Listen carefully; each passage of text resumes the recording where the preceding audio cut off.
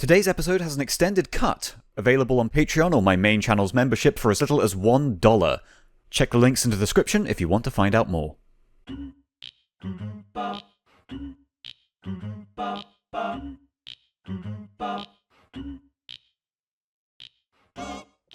Connor, we are recording a Chulip podcast.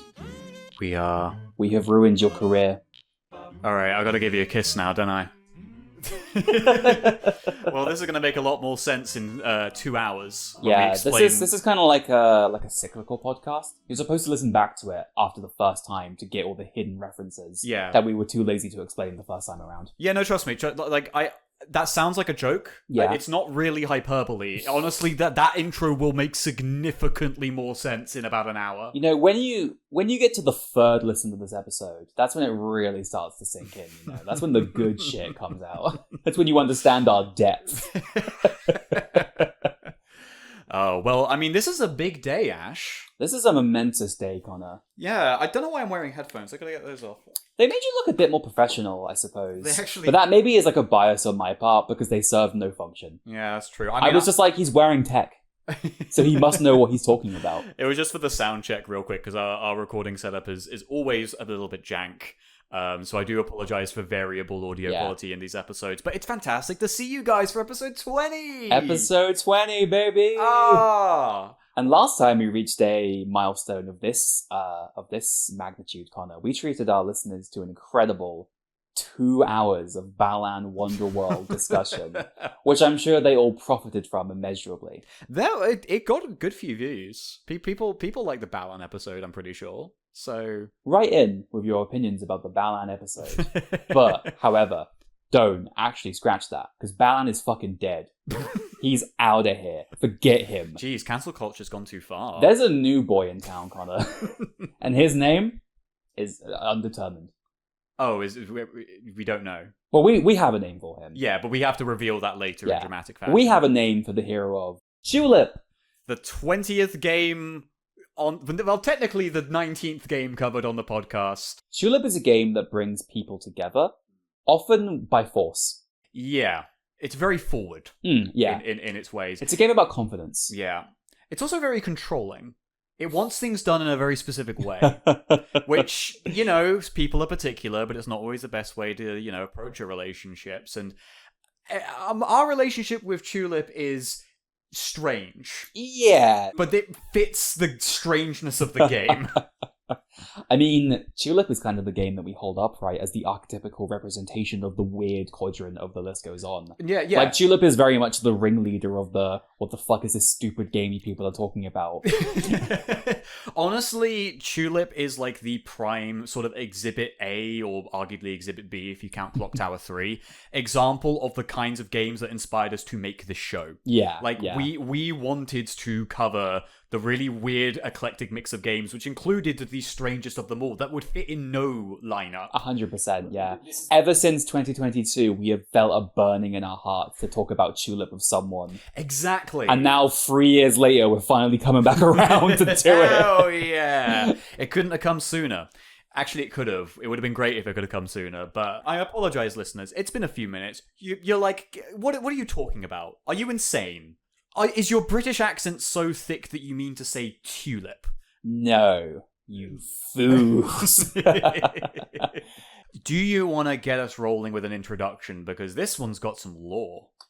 Is this list lore or development lore? Development lore, I think. Okay. Like, not necessarily that we know much about its development, but more I know a few things. Okay. I actually had a really frustrating experience preparing for this episode, because when we were playing through Chulip, or sometime afterwards, I believe, I'd found a interview with the game's director, Yoshio Kimura, where he talked about the circumstances surrounding the creation of Chulip and why he made Chulip. And it was really fascinating, and I was so ready to be able to quote it for this episode, and I've been completely unable to find it. The way I tried to after going to YouTube was that I tried to search Chulip in our Facebook conversations, but I kid you not, Chulip comes up hundreds of times. We mentioned Chulip so often that it was impossible to search for it. Again, archetypical list game, the reason for doing this. What's really fascinating about Chulip as well is that if you've listened to the Rule of Rose episode, which would have come out 4 episodes before this one. Yeah. You will remember that we did mention that the developers of Rule of Rose were the people who made Chulip, which is fascinating and confusing. And if I was able to ask Sony executives any question in the world, it would be, why did you get those guys to make a horror game? But that's neither here or there. Viewers, hold this point in your minds when we eventually elaborate on the game, because once you have an idea of what this is, you will wonder, why were they the ones to make a survival horror? Why? What was the thinking? But anyway, that's not particularly germane to Chulip itself. What is relevant about Chulip is that it's made by a company called Punchline, which is a Japanese studio formed in 1999 or something like that. And the only 2 games they ever would go on to make were Chulip and Rule of Rose. However, that's not necessarily telling the full story, because the story of the people behind Punchline is more the story of a team of struggling artists who keep setting up companies and then having to close them because they don't see any success. Yeah. So, following the release of Rule of Rose and the closure of Punchline, and in a few decades where they were making No More Heroes or something like that, the people who were making these games would go on to form a company called Onion. And then prior to Punchline, they were a company called Love-De-Lic. Yes. And they were a boutique Japanese developer who made such classics that you've never heard of, like Moon and UFO, which are very similarly odd games that no one played. Yeah, I think it's worth noting, just to give you any ounce of respect for these completely unknown developers. Moon is a game that did heavily inspire Undertale, but to the extent that Toby Fox basically heard of the premise of Moon and went, oh, that's neat. That is peak Punchline lore, is that the person who was the most heavily influenced by their work didn't actually play Moon. He just heard about Moon and went, oh, that's cool. Yeah. Which, to me, is the encapsulation of everything about this studio and why they're incredible, is that no one's fucking played any of these games. It's amazing. Yeah. And I honestly find it kind of inspiring that they have made so many of these games, none of which have seen even an ounce of success as far as I can tell, and yet they just keep going at it. Yeah. They put out a game last year, a big RPG that they made, and it's I don't think anyone's bought it, but they're going to keep doing it no matter what. Yeah, well, we're really hoping it comes over here at some point. So it is. It's coming out later this year. Terrific. Yeah. Okay. Children, yeah. No, I mean, this year's getting better and better for me. 2 games you like are going to come out. We don't necessarily know from whence Chulip sprung. I presume that these people put together a new studio after the closure of Love-De-Lic and went, all right, back at it.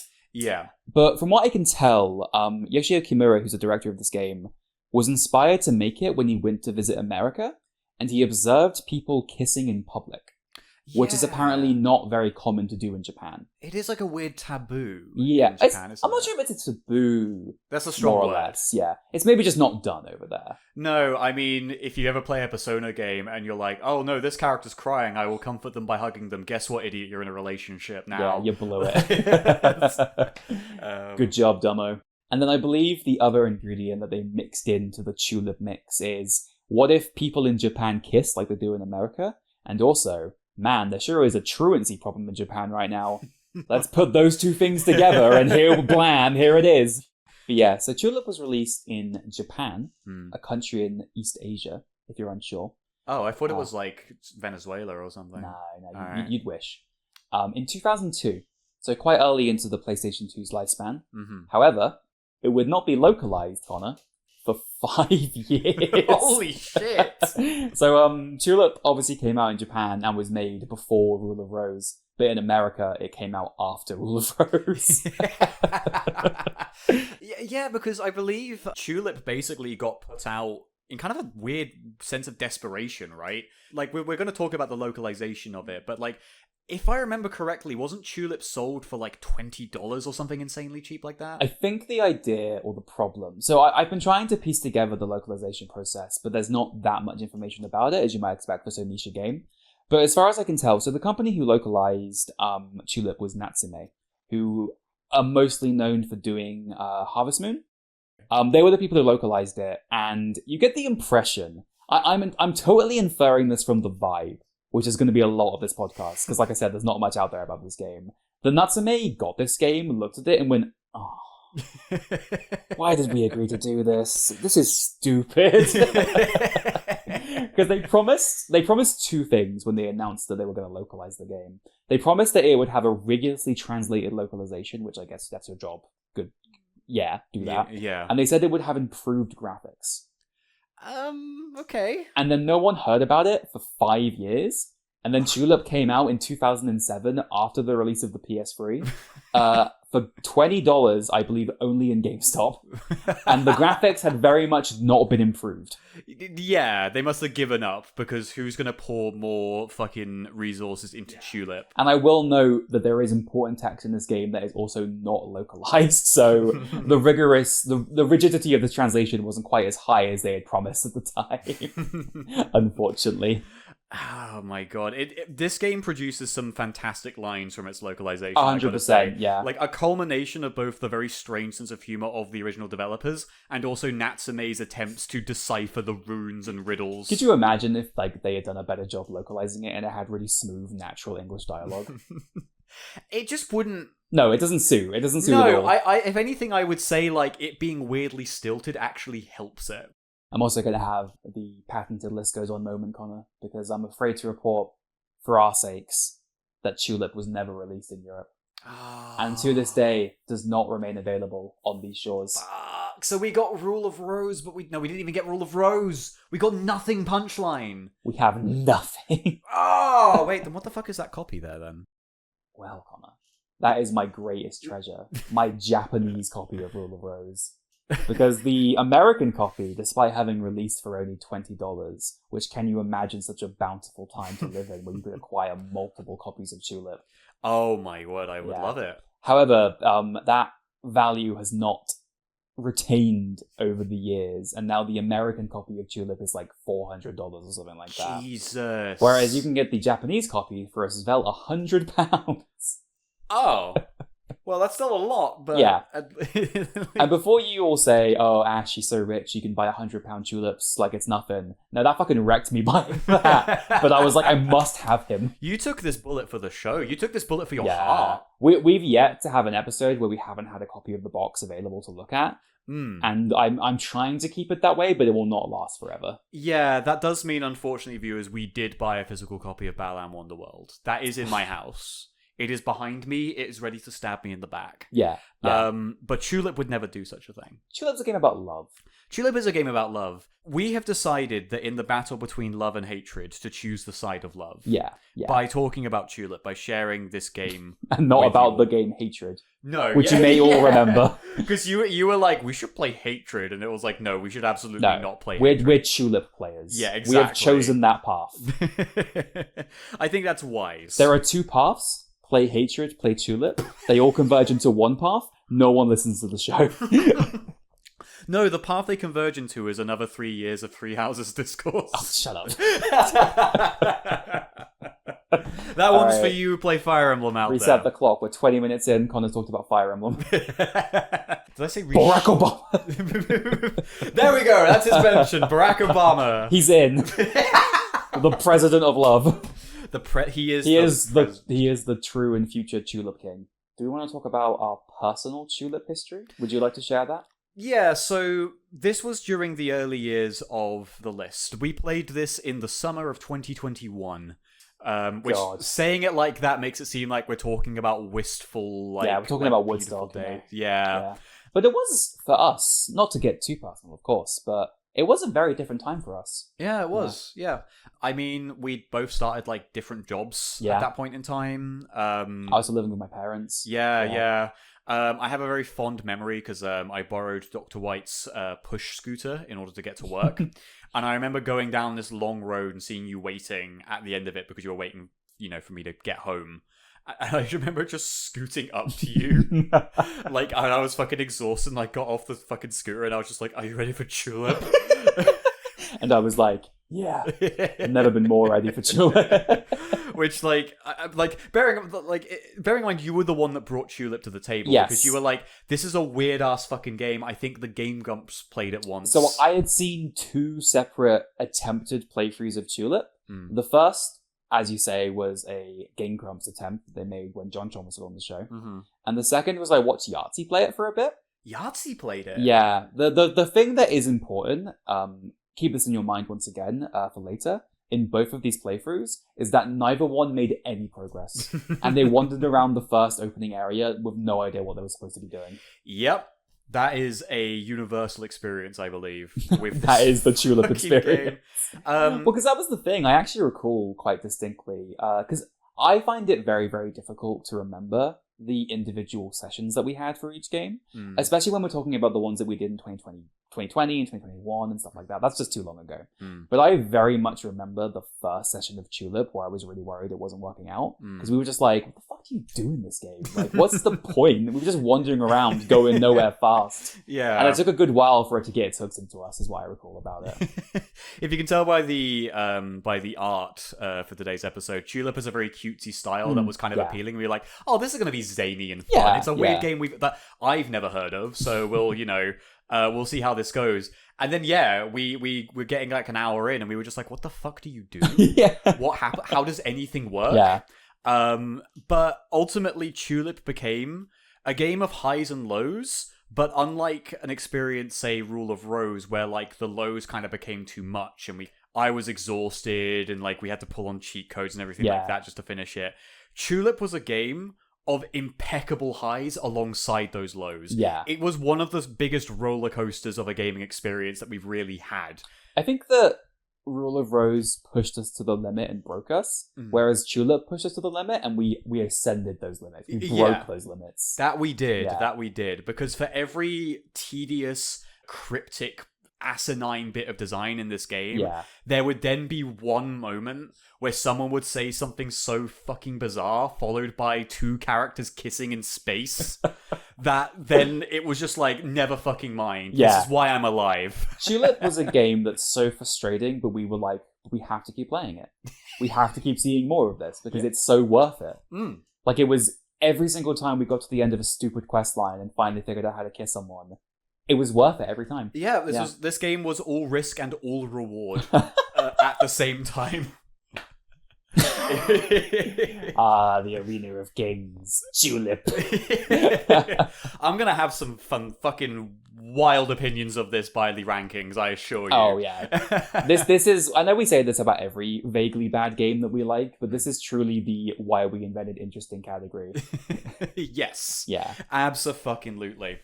I think now we should talk about the game's actual premise. Yes, I think that's a very good idea. So, do you want to regale them with the tale, or should I? I can go ahead with this. Yeah, give us your lovely reading of the Chulip. So you can finally figure out what the fuck is happening. That'd be nice. I really hope the art is still confused you. Like, this has to provide you even less context. So, Chulip stars you, a poor boy. You have recently moved into a town called Long Life Town. But before this happens, when you get to the main menu, you see this tree that's surrounded by flying birds and this dog that's going down at the top of a hill, isn't it? Yes. Like a path leading to the top of the hill with a tree at the very top. Yeah, it honestly makes me think of the weird, like, tree on a hill in Majora's Mask. Oh, yeah, but less dead. Less dead. Yeah. Very much alive. This is a vibrant, life-giving tree. Yeah, a bit too alive. Yeah, a bit too upsetting. Because suddenly a crevice forms in the tree upon selecting new game, and a face pops out, and stepping up to the tree is this little Japanese boy. Yeah. The time frame of Chulip is very unclear. I think they try to make it quote-unquote timeless. Yeah. But he is wearing, like, quite a traditional Japanese school uniform, is what I've been led to believe by my research. Yeah, if I remember correctly, the setting of Chulip is supposed to be a weird amalgamation of both 90s, 50s, and present-day at-the-time Japan. So it simultaneously feels like a game set in our time, but everything is archaic in its surroundings. Because, like, I, for one, am not an expert on Japanese culture, but I'm pretty sure I'm pretty sure the Seikiku that the girl character wears is more modern than the outfit Ricardo wears, but I could be wrong about that. Yeah. Well, that's our second character that rocks up to the tree, is this girl. And the characters kind of they almost look puppet-like. Yeah, they look like little puppets. Yeah, they've got, like, flapping mouths. They honestly look doll like... eyes. Yeah, very little black doll eyes. It is up to you what these characters are called. Yeah, but there's only one correct answer, and if you don't choose it, you're dead to us. The canonical name for the boy character, as made up by us, is Ricardo! Ricardo! In all caps with an exclamation point.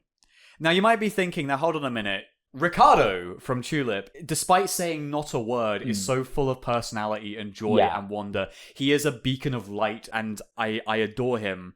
Whereas Ricardo from Haunting Ground will not shut the fuck up. Yeah. He says real weird, creepy stuff, and he's boring and lifeless and evil, and He has, in fact, been designated the position by the prestigious Gaming Academy of worst fucking guy. Yeah. And he has earned that title with aplomb, if you ask me.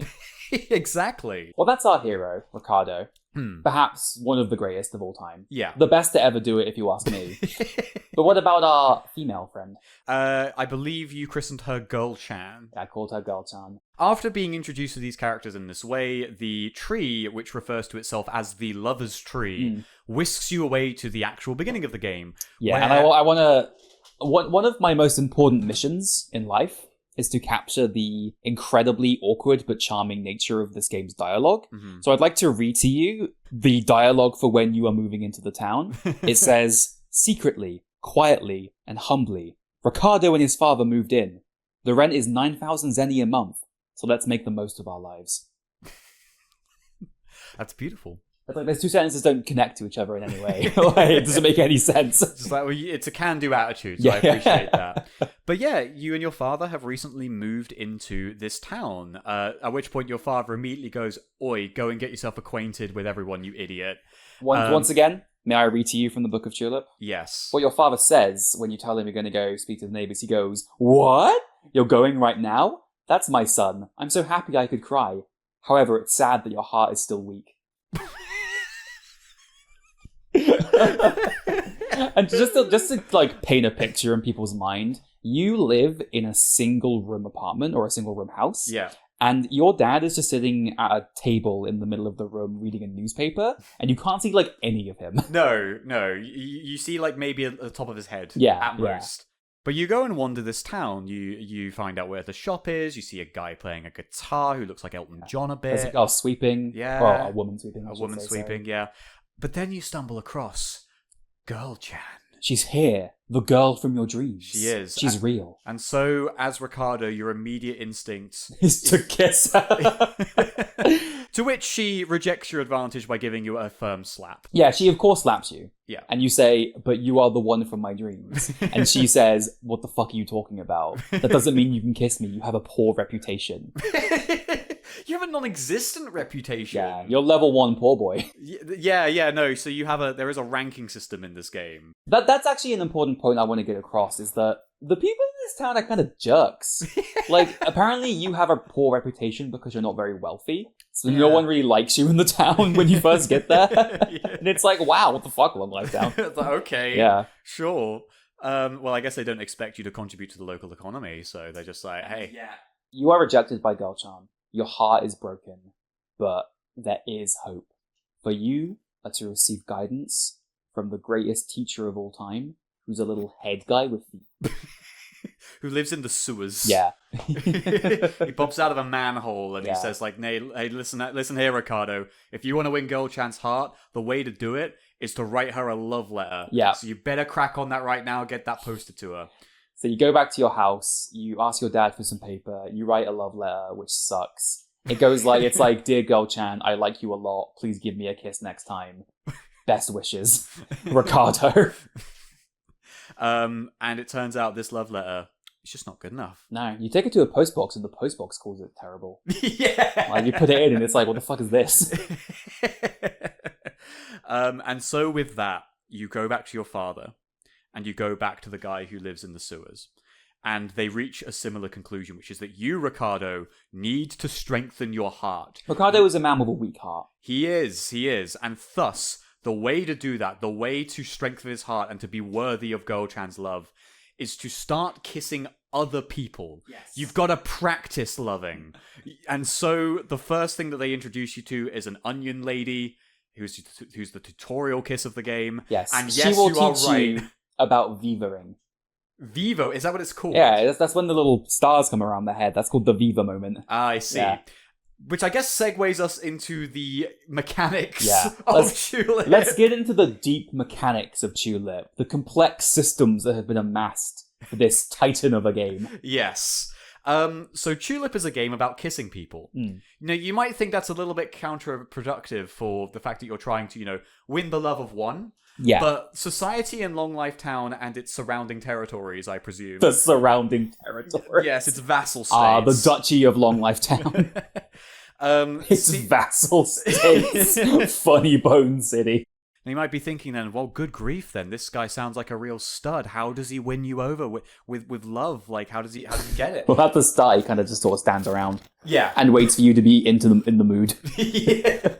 That is basically just Ricardo. But, like, the kissing mechanic of Chulip is effectively, you can't just go up to someone and kiss them. Otherwise, they will retaliate. Yeah. It will damage your heart. Yeah, it represents the strength of your heart. Yeah, and you start with 9 or 5 like hearts, 5. something You start around with there. 5. Yeah. And as the game goes on, the game will get significantly harder. Like things that will retaliate against you will do significantly more damage.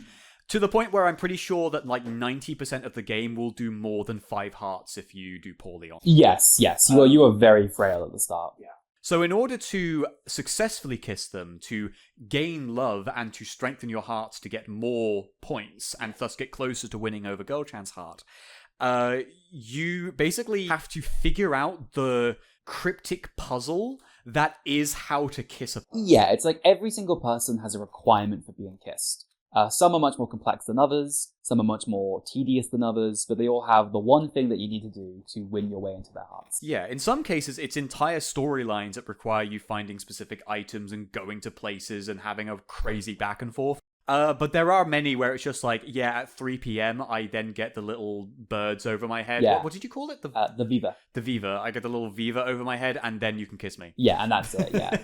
And sometimes the window for it is like 2 seconds. Yes, it can be very, very tough. It does lead to quite a fun situation, because when you're at the start of the game, it's very difficult for you to be working on any of the more complex kisses, because poor Ricardo is so frail, so weak. He'll pass away with the wind, it's tough. So you do spend a lot of time tracking down the lower priority targets for kissing them. It's very much like I would describe Chulip as like the World War I of video games, because at the start you think it's just going to be like a really quick lark where you kiss a bunch of people, and then you get caught in the mud, in the wet, and the trenches of Scarecrow Fields, and it becomes very clear that this will not be the quick war you were hoping it to be. Just picturing the fucking All Quiet on the Western Front with those fucking fresh-faced young lads, and then they're in the trenches trying to kiss English people, or French people, sorry, and they're getting fucking But the counter-artillery was too strong. Just Chulip planting his lips on a tank. Ricardo would probably have ended World War One by the, Christmas armistice. I genuinely believe so. I think he would have had it. Many lives would have been saved if they had just deployed Ricardo. Exactly. We talked about if Crash would be able to speed up the war effort for the Allies, World War II. Ricardo would have fucking ended all wars. Like that. He would have ended all wars. It's gonna be once again, the now and future Chulip King. As a part of this, effectively everyone in the town has a daily schedule. Yeah. That's decided by an in-game clock, which is kind of similar to, funnily enough, Majora's Mask, as we kind of had the weird comparison earlier. Yeah. But also, I guess, like Animal Crossing. Yeah. What's important to know about the clock is that it's not like Animal Crossing in that it corresponds to real life time. Mm-hmm. It's a in-game clock that moves a much shortened time frame. Yeah. So I'd say, I can't remember how much it is, but a day is maybe 10 minutes, I suppose. Yeah, it's a very short amount of time, which... Although it feels long. It feels really long. But here's the thing, right? If you're waiting for a specific point in time, and that's what you're hyper-focused on at the moment, you miss your opportunity, you are waiting an entire in-game day to get that opportunity back. And that means that, there are things like, public railways, where it's these won't run, after 11:30 at night. So if you miss the last train, guess what? You've got to wait till 5:30 in the morning. Watch out for the Grim Reaper, idiot. That's a fantastic phrase out of context. We'll get to it. I mean, it implies this game is Final Destination-like, and honestly, that's not a bad comparison sometimes. It's not. But that is the intent, is you're meant to, very laboriously watch these people to try and figure out what it is that you can do to kiss them eventually. Yeah, and try to avoid the borderline Kaizo level of threats that just get thrown your way.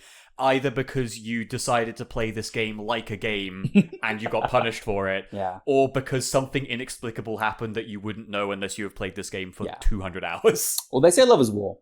Love is war, and honestly, Ricardo is a trooper. He is a lover and a fighter, but more so a lover. Most of the characters that you will run into, Chulip, are characters that you can kiss. In fact, many of them, I'd argue, are even required to be kissed in order to actually get to the end of the game. I guess I'd say that 98% of characters in this game can be kissed. Yeah, true. Like there's your dad can't be kissed. You can't kiss the lover's tree. You can't kiss. Oh, well, thank God this game draws a line on incest, Yeah, because it was walking that line. and before you say so, yes, I know it's fine to kiss your dad. It's just a bit weird to do it on the mouth. But especially as practice for kissing your girlfriend. Especially, yeah, maybe not. Honestly, it'd be weird of any family member, if I'm being frank. The list goes on. Hard line against incest, I gotta say. This will be relevant when we talk about Fire Emblem Fates. Oh. We're just gonna have to talk about the lesbian pocket dimension, and there's no way around it. But there are also characters in the game world that live underground. So this is actually, I think, a flaw of Chulip, is that not all kisses are created equal. How fucking dare you presume, even state to the public, lie to them that Chulip has flaws? You would deny this game the accolade of perfection, you fucking Philistine. Well, in Chulip, there's a hierarchy. There are those who live above ground, and there are those who are consigned to the underground. And I see where you belong. Well, you're just furthering this alienation between peoples. You aren't bringing us together like I'm trying to do. I'm trying to tear the barriers down. You know what, Ash? You're right. Give me a kiss, come on. Alright. So the thing is that the underground residents are kind of an eclectic mix of just random tasks and quirks and that kind of thing. Yeah. Honestly, a lot of them seem like they exist to either be just like a random idea someone threw at the wall to see if it's stuck. Like, they were kind of sitting around in an office being like, what the fuck do we even do in this game? Like, what do we make? I don't want to call them filler, but they're definitely the lower priority in terms of effort. Their vivas are all much simpler than the more complicated kisses. Yeah, they're superfluous, but at the same time, I'd say that some of the most memorable 100%, come from them. But in terms of effort, they are lesser to the named characters or the above ground characters. Significantly. Although they do represent a very bizarre subplot in this game, because there's a school funding problem in Long Life Town, and all of the teachers cannot be paid because all of the students are refusing to go to school. Now, these students are an eclectic bunch. Some of them involve onion people. Yeah. Some of them are sadomasochists. One of them is a music teacher and also a student at an elementary school, which is confusing. They give you an age and like a little biopic of like... Well, they do. But how do you gain this information, Connor? Well, there are a bunch of holes scattered around town. And you have to look into the holes, basically the equivalent of like spying on gophers. Yeah. And as you do so, a little stinger plays, and the camera slowly pans underground. This little like cave that someone lives in. And then it produces this like metallic shing sound that sounds like every time a lens flare comes up in Metal Gear Solid 5.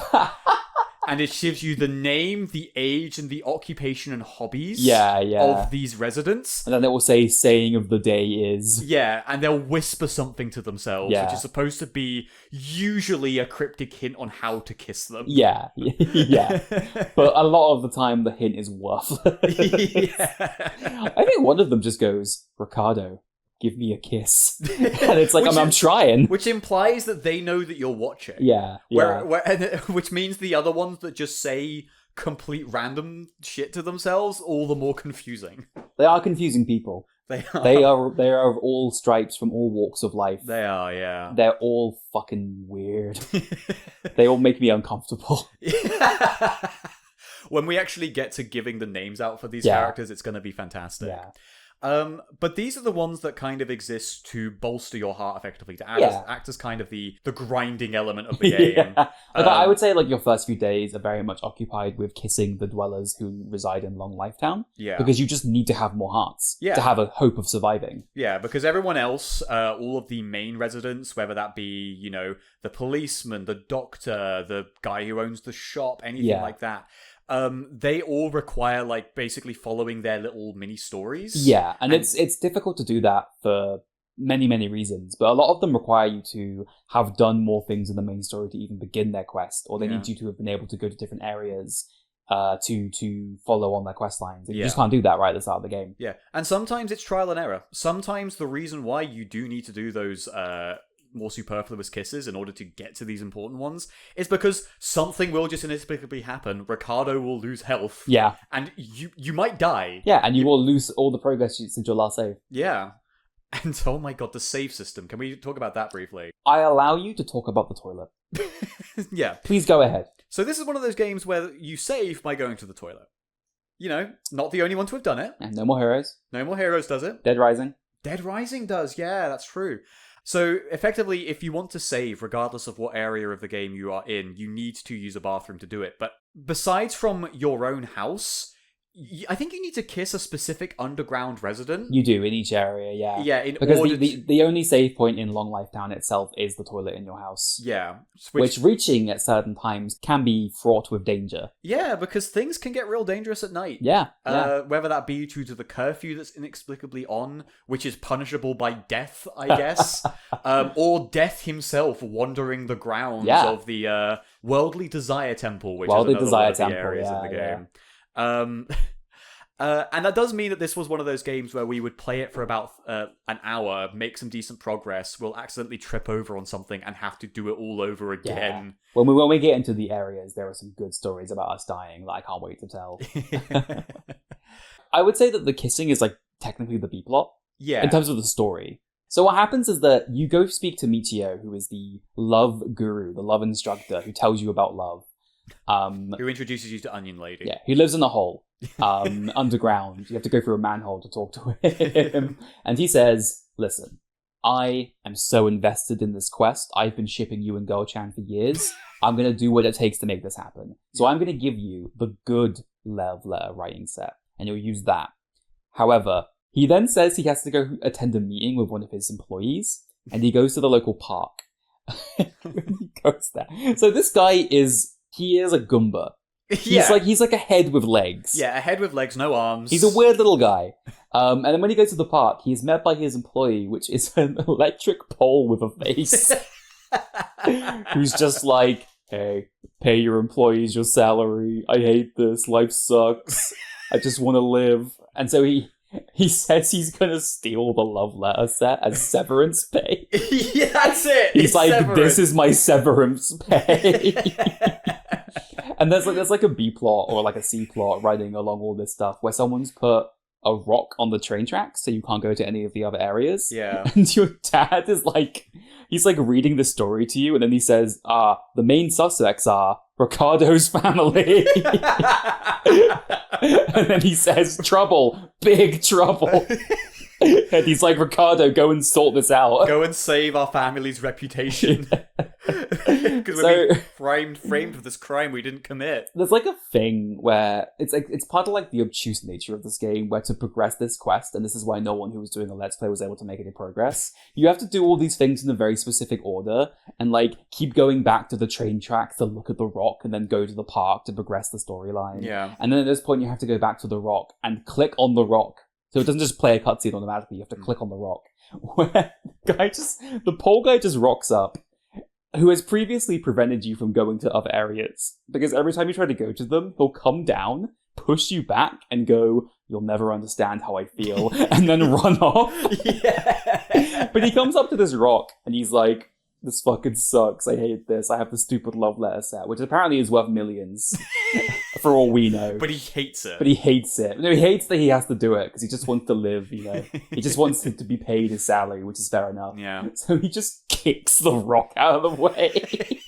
Like, he just bonks it away.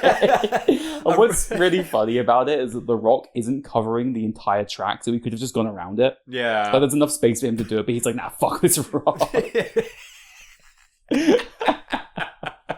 And then you follow him to Worldly Desire Temple, where he's mugged by the other teachers, who are like, hey, we lent you a bunch of money, asshole. And they all take an individual piece of the love letter set. And again, the teachers are like a gravestone, a barrel, a fucking signpost. Yeah. But they all have a little face like the lover's tree. Yeah, that's what all teachers are like in the Chulip universe, in the Chulip-verse. Which, honestly, considering what the underground residence looks like, they're probably the most, empathetic people. Yeah, because I want to see that classroom. Yeah, because the underground residents are an eclectic lot. Yeah. There's a guy who's got a rocket for a head. Yeah. There's Yodzilla. Mecha Yodzilla. Mecha Yodzilla as well. Yeah, there's Hasty Wizard. Hasty Wizard, who's one of the most important kisses because... Yeah. He gives you the power to run. Yeah. He drops a speed potato that you have to eat so Ricardo can run. Yeah.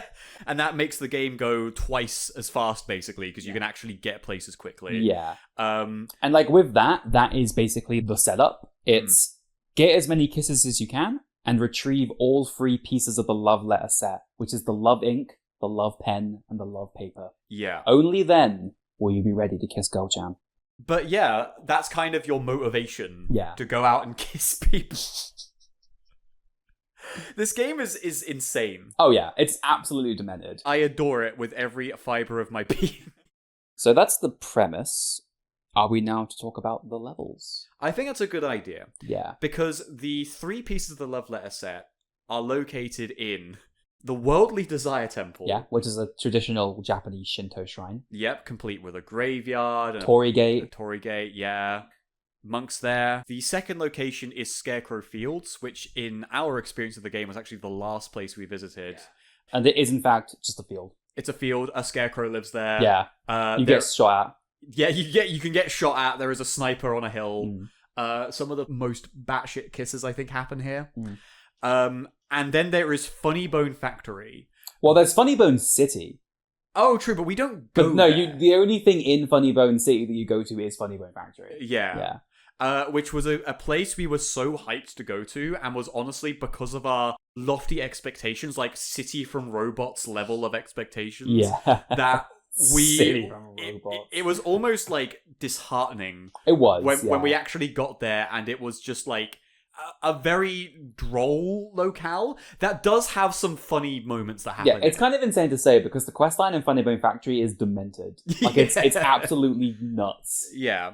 But I think it's probably the weakest area of the game, even if my heart doesn't want to agree with that.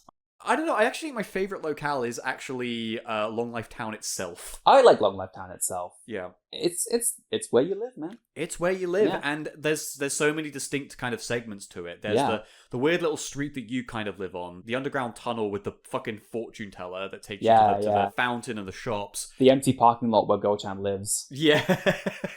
Because which you're just like, doesn't she have parents? She does. She doesn't live with her parents. She lives in a pipe. Yeah, she lives in a pipe. There's a park that is where all of the facilities in the park are dangerous. Yeah, there's a sign outside the park that says, "Please, for the love of God, do not use this park. You will die." There's specifically a descriptor on it that says the spinning globe is 4 times more deadly than the swings. And then there is an area you kind of go up a hill to a few more other areas, like the bathhouse and the water tower. Do you think they proved that empirically? Oh, Do you think they ran tests with live children to prove how dangerous the spinny thing was? Jesus Christ. I mean, 4 times is very specific. It is very specific. They must have determined that 4 times as many children died on that swingy thing than on the swings. God. Well, given what it does to you, you have to climb onto that fucking sphere thing and spin around on it at like Mach 10 in order to impress a random underground resident to get their kiss. It's just, it is insane. Yeah. Well, should we talk a little bit about the residents of Long Life Town, Connor? Oh, yeah. Any particular favourites for you? Oh my god. Well, can we start with Go-chan's parents? Go-chan's parents, Goro and Michelle. No, Julie. Julie, yeah. Michelle's a different beast. So Julie runs a bar downtown. Yeah, she also keeps chickens. Well, she keeps chickens as well, because she keeps chickens, she cooks them, she apparently burns them, which is good, apparently. Yeah, that saves her, yeah. Yeah, which I assume is just part of the localization. Or it could be a weird esoteric reference to Japanese pop culture that none of us would understand. These are the two things that define all Chulip, like, puzzle solving. Do you need to live in Japan in specifically this time to understand what is happening? And then Goro is an artist. Yeah, he is an artist. He is a filmmaker who sells sweet potatoes. Yeah. Well, I don't think he does at the start of the game. Oh, does he not? I think he does that later after you've had your interaction with him. Yeah. If you recall his dialogue, which we'll get into. Yeah. Well, part of the dynamic between these two is that Julie runs a bar and Goro is unfortunately a rampant alcoholic. Yeah. To the point where he does at one point domestically abuse Julie, but with the puppet art style, it looks more like a Punch and Judy situation, which don't get me wrong, still fucked up domestic abuse. But the first thing they talk about when you find them is they're arguing about Go-chan. They are, because she's gone. Because Julie's like, our fucking daughter has run away from home. I think he says, Go-chan will be fine. She likes cats. I am an artist. This is what my parents said about me when I moved out. I'm just saying, like... And like all of Goro's dialogue, he always speaks in like 2 words and then there's like an ellipsis. So it's like, I am an artist. And she's like, alright, for fuck's sake, get out of here. But if you are wondering, yes, Goro does pay for his crimes. Justice is wrought upon Goro. Yeah. And a part of the storyline with them is to get Goro out of his imprisonment. Yeah. He is sent to jail. So the basic details of how to get Julie to kiss you is that you have to first get Goro imprisoned, and then you must free Goro. Yes. And this is a great time to talk about the Policeman of Long Life Town. Oh my fucking god. Who is a monster, a criminal, the worst kind of scum. Well, he's got like a giant head. He does have a giant head. He's actually got like whites to his eyes. Yeah. He doesn't have little dot eyes. He is fine during the day. Yeah. He just kind of has these arbitrary rules that he enforces. Yeah. But at night, he enforces curfew by fucking shooting anyone he sees. So after 7 p.m. In Long Life Town, the policeman will begin to patrol the streets, and if he catches you, he will fucking shoot you dead. Yeah, with a gun. Yeah, with a gun. He just pulls out a gun, pow, pow, pow, dead. Doesn't matter that you're Ricardo, it is shoot first, ask questions later. He's 100%. out for blood. Yeah. And do you know what's funny about it? So there are 3 laws in Chulip. Yes, in Long Life Town. Do not smoke when you were a child, do not be naked, and do not steal. Those are the 3 commandments. It's like specifically streaking, like no public indecency. No public indecency, yes. Yeah. However, whenever you transgress against one of these laws, you receive a crime stamp. Yes. And when you get 3 crime stamps, you will be sent to the graveyard. Is what he says. It is. We read this, and our immediate reaction was, "What?" I mean, I feel like the right reaction is, you already sent us there when you shot us, you jackass. Because that's the point I'm trying to get at, is that you don't get a crime stamp for going out after curfew, you just get shot. Yeah, that is just Judge Dredd coming in and just deciding you are gone. I just remember reading that fucking line, and 1, needing a moment, and 2, being like, am I reading a Yu-Gi-Oh card? What do you fucking mean you get sent to the graveyard? And the thing is that in order to free Goro, to free Goro, you have to find out. Because Goro does not get imprisoned. He gets his final crime stamp for something that is not those 3 laws. It's just for beating his wife. Yeah. And he gets sent to the graveyard, which we were just like, oh my god, he's dead. Yeah, that's the end for him. They've publicly executed him. He's gonna be out. But no, you have to break those 3 laws. Yes. So you talk to this shop guy who has a lollipop head. He's like a guy with a big round head. Yeah. You talk to him, and the first thing he says to you is, what? kids can't smoke tobacco. And then you immediately buy tobacco from him. And then you just go and light it up in front of the police officer. And he's like, hey, well, that's a crime that's stamp, a crime buddy. stamp. And then once you get 3 crime stamps, he does indeed send you to the graveyard. Which involves, you have to go to the local bathhouse, get changed to go into the bath, and then sneak out, and then go up in front of him, and he's like, You're naked. Yeah. That's it. Well, you're wearing shorts, but it still counts. It still counts. But you get to the graveyard, and fucking Ricardo is strung up, crucified, in like a fucking dark room. He's like buried alive. Yeah. At which point, a head guy, I think it's your love letter guy. Yeah. He secretly frees you from the graveyard, and when you are in there, you have to input this asinine button combination to free Goro, who is in a He's similar also state. in the graveyard, yeah. And when you break him out from this fucking... You perform the prison break. You escape out of a gravestone into the graveyard. Goro goes home, eternally grateful. And you go up to the police officer and he's like, oh, I guess you did the time. And he kisses you. He's like, well, you've been rehabilitated. The system works. I have many reasons for disliking this police officer. He is a rampant abuser of power. He kisses children. I mean, they all kiss children. I guess it's a cultural norm in Long Life Town. And he is just a creepy looking man. I don't like him. He is horrifying. He is a horrifying dude. Especially the first time you see him out at night and his eyes are like spotlights. Yes! And his head's twisting around like an owl. It implies like, oh, is he like possessed by some weird spirit or something like that? Is he a robot? Is he a machine? No, he's just like that. He's just that's just what he's about. Well, very, very quickly, Goro is a filmmaker, and he has made many films which you can acquire throughout the game. However, you have to find a specific one. I don't remember how. For starters, for one, the film stars Go-chan. Do they? Yeah, I forgot about that. Yeah, Go-chan, it's a much younger Go-chan in the film, and, well, you watch it as a player. You watch the film. It's not like feature length or anything, it's like a minute long. It's not feature length. But he says, what do you think? And the 2 options you have is it's terrible or it's really terrible. You say one and he says, you have ruined my career. Thanks. You have ended my career. And then he kisses you. And then he's like, yep, that's it, baby. I'm pretty sure you like have to fish out his film from like a bin, right? Probably. Which is another like quintessential mechanic of Chulip is you can rummage in bins and find stuff. Yeah. And it's actually crucial to do so. Yeah, there are many like plot crucial items you will find in the bin. And also things you can just sell. Yeah, that true. you need to sell to make money, because you need money to buy like the alien dictionaries and shit. Yeah, you will get some money for successfully kissing people, but like it's not enough.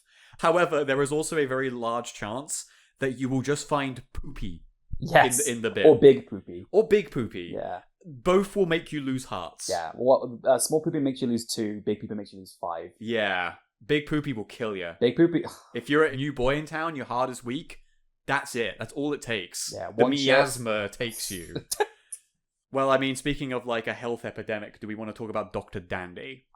You talk about Dr. Dandy. Right. I don't want to fucking talk about Dr. Dandy. The policeman is like one of only many concerns when traversing the town at night. Now, this might be a rather unassuming character, because in the day, Dr. Dandy is just a chill guy. Yeah, he's very nice. He's honestly got a really sultry voice. Like, every character's like voice lines are these little snippets of random gibberish, a bit like Banjo-Kazooie. Do you want to give me Ricardo's father? Yeah. Like that. Yeah. Like that. Dr. Dandy seems just like a totally chill dude. His voice lines are like that. If you go to him in his doctor's office, he will be like, oh, yeah, I better get you some prescriptions. And then he immediately falls asleep and you never get a prescription from him. He's very tired. He's very tired. And that's because at night, he has a Dr. Jekyll and Mr. Hyde dynamic where he hops around town looking like a little devil man with a giant syringe.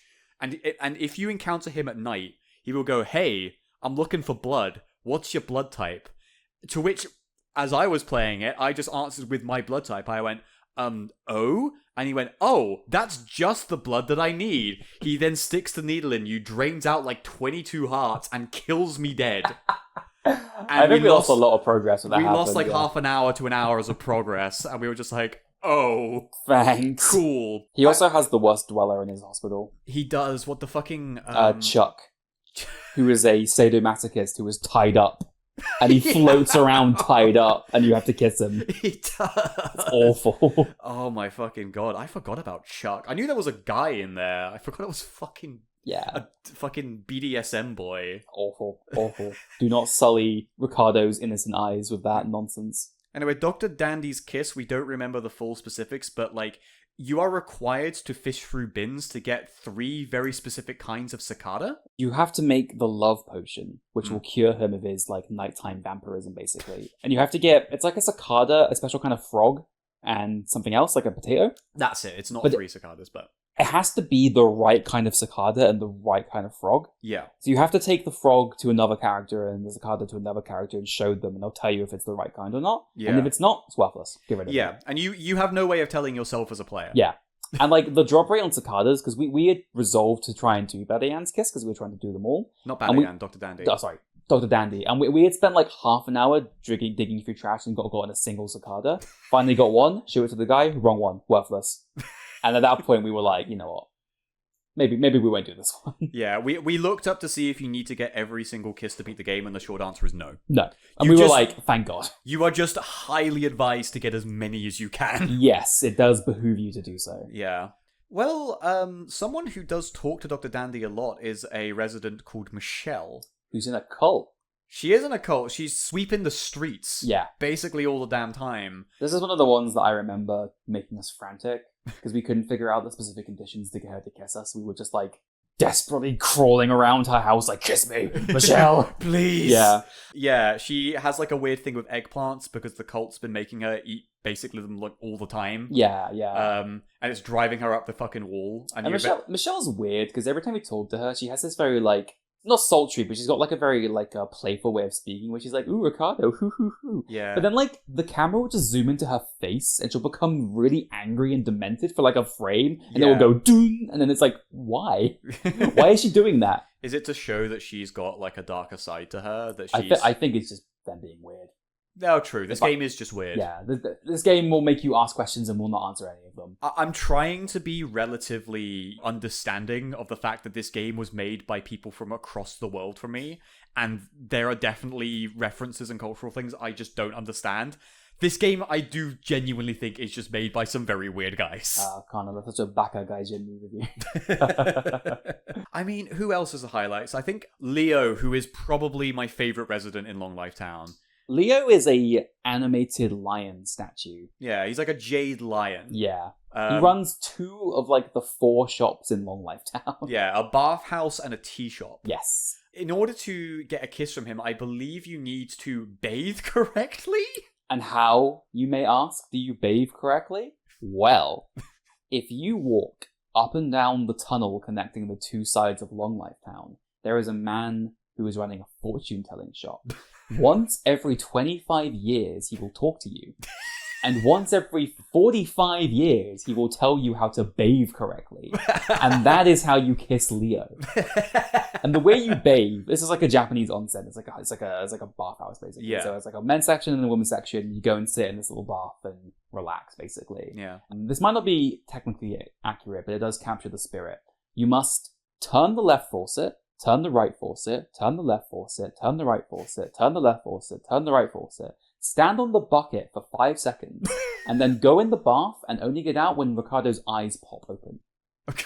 Only then will you have taken a correct bath and gain the power to kiss Leo, who will run out from the counter and be like, that was incredible, let's kiss. You know what the worst part about this is? I somewhat understand the logic of why they made it like this, because if you're running an actual bath with, like, separated taps like that, you are kind of trying to balance out the temperatures. However, what? You fucking lunatics? What the fuck is the bucket for? It's about finding your inner self. Do you not have to dump, like, cold water over you as well at one point? Yeah, you do, yeah. Which I guess is actually normal for any, like, bathhouse. Like, if you go to a steam room or a sauna or something like that, they recommend that you, like, take a cold shower. Well, that's how they take baths in Japan, right? Yeah. Like, the idea is that you don't wash it in the bath. You, like, get in the bath and get wet, and then get out of the bath and then wash all the things off of you and then pour the water over you. Yeah, something like that. Yeah. Although, once you do get Leo's kiss, he will then have tea with you. He says, now that we're good friends. Yeah. we can have tea together. I mean, if you see someone just fucking nailing having a bath, you're just like, well, them and I are kindred spirits now. We've got to meet up for tea like at least twice a week. So you have tea with Leo, and he sort of talks briefly about his past and his past loves, who unfortunately passed away long ago. This kind of tips you off to go to the graveyard at the Worldly Desire Temple, which is another location, to meet a character called Zombie Girl Mika. Now, I don't know if you want to just get right into her, because she's another one of my favorite characters, or if you want to wait until we talk about Worldly Desire. Let's save Mika for her location. Right. Let's talk about Mr. Cheapot. Mr. Cheapot, he runs the shop in town. He does. He has a dog that exists exclusively inside a doghouse. Yeah, I assume the dog is just too big, can't get out. It just wanders around inside the doghouse. Yeah. I don't remember a fucking thing about Mr. Cheapot's kiss, except for I think it's got something to do with a chicken. Let me tell you about it. Because this, for me, this is the example. This is the Chulip, what the fuck are you talking about? How was I supposed to figure this shit out? Extravaganza. Because to kiss Mr. Cheapot, the runner of the antique shop, you must, at 8 p.m, sneak into his house, because if you make noise outside the house, the dog will chase you out. Mm-hmm. Sneak into it, and he will be in there. The shop is closed, but he'll be in his rocking chair. He then tells you a tale about his golden raccoon. His precious golden raccoon, which was lost to him many years ago. I'm assuming it was a tanuki in the original. Perhaps, yes, but it's unclear. It's lost to time. Mm-hmm. He is like, I'll never see that raccoon again. I don't expect you to do anything about it, but here, have this golden feather. And he gives you a golden feather. You then must take the golden feather to Leo's tea shop when he's not there, and there's a furnace in the tea shop. You must kick the grate exactly 7 times, no more, no less, and then the grate will open. You then climb to the top of the tea shop where you will find the nest of a great bird. Using the bird feather, you approach the bird and he will give you the golden raccoon. You then take it back to Mr. Cheapot, bam, there's your kiss.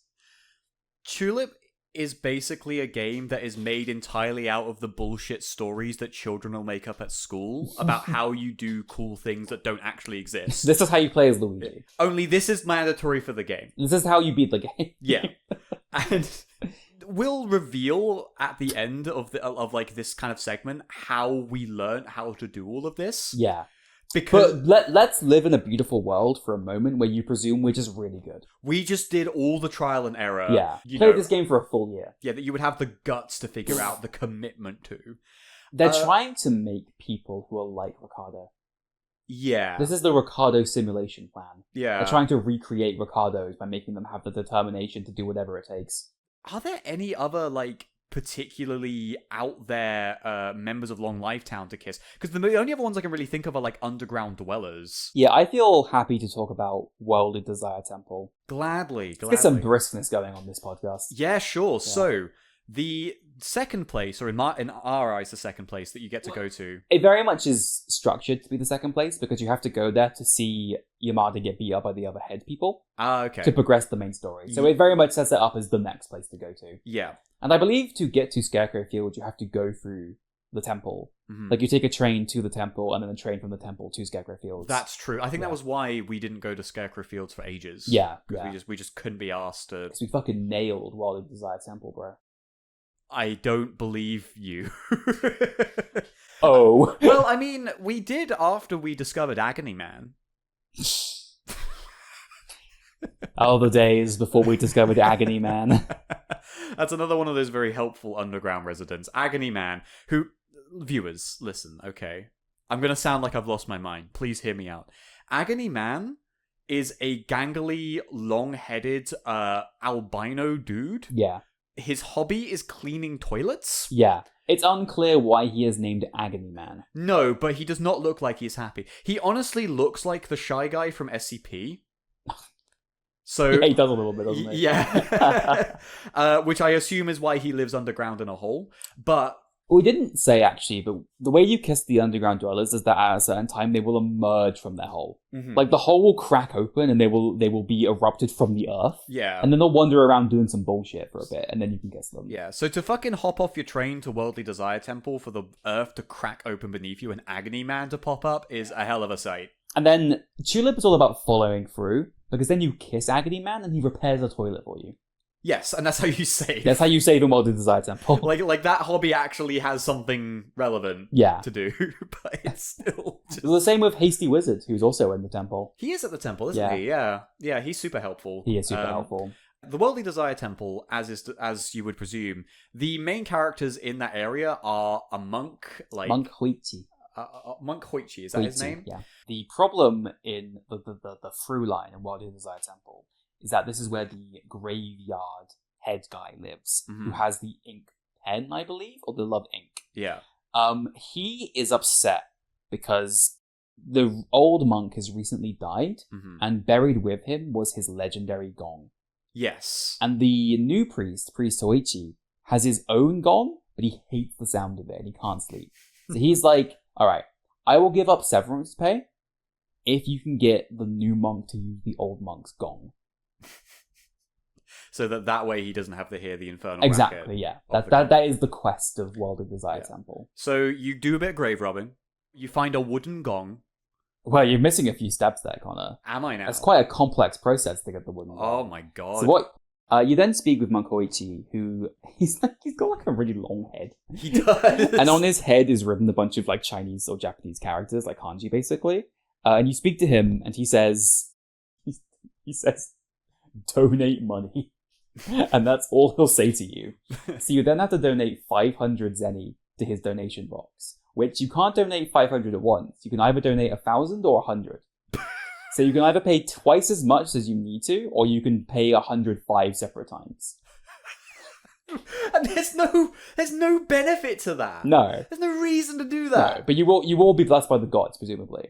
You then, and this is very important, because the thing is about going to the other areas is that you have to catch a train, and the trains only go at certain times. Yeah. So when I was doing a replay of Chulip for this podcast, I donated my 500 zeni to the priest, I spoke to him, but I didn't ask him where he goes.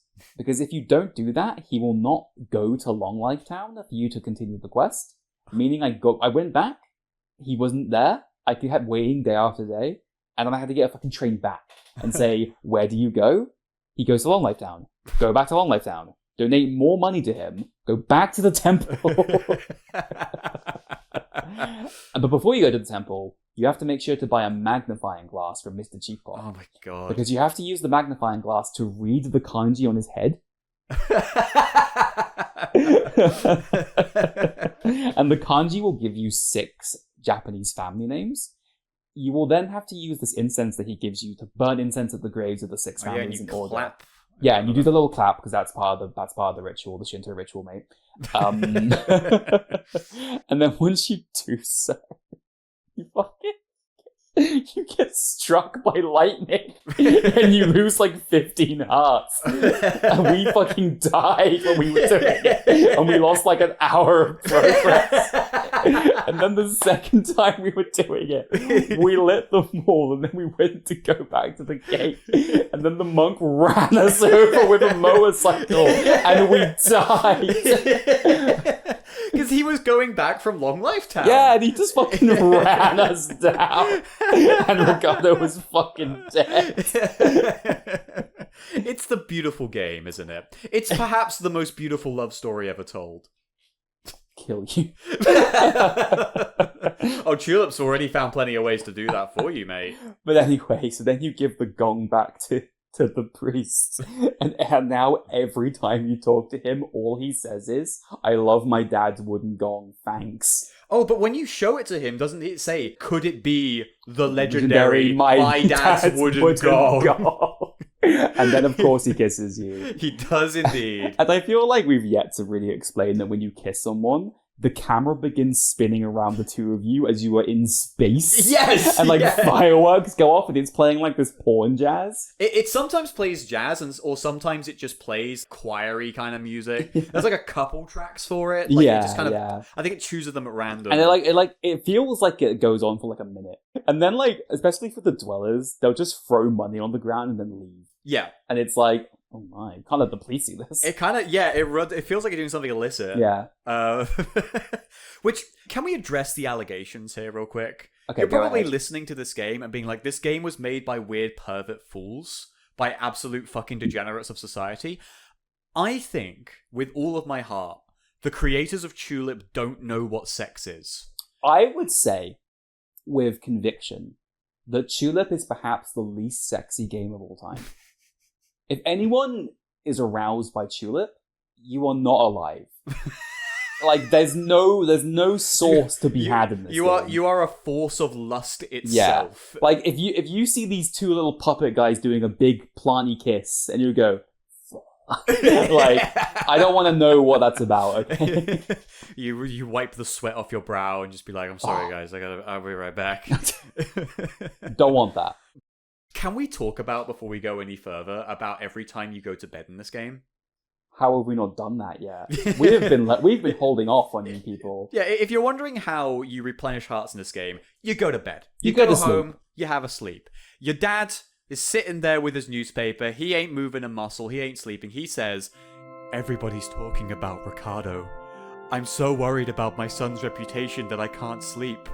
Lover's tree, lover's tree. My son has kissed for the first time. And then it shows the lover's tree. You've missed one word. It's my son has successfully kissed for the first time. My son has successfully kissed for the first time. And it cuts to lover's tree. To which the lover's tree will then go, that means Ricardo has kissed 12 times in his life. I will strengthen his heart. He is now bad teenager. Yeah, you go up in rank, which determines, like, you know, how many more hearts you have. And all of the titles are things like, you go from poor boy to, like, bad teenager. Handsome man to frisky man. Like, you just go up on the ranks. Yeah. And it's fantastic because your dad will check up on your fucking rank and will go, oh, frisky man. Well, there's also a portion where he goes, let's see, and then he'll note everyone you've kissed, so he'll be like, Yodzilla, Agony Man, Dr. Dandy. Ooh, did he? Yeah. It's like he's a little gossiping grandma. And then if you kiss no one, he says, I'm so disappointed I might cry. With that knowledge that we had to see that many times. Yes, that's every time you sleep you get this cutscene.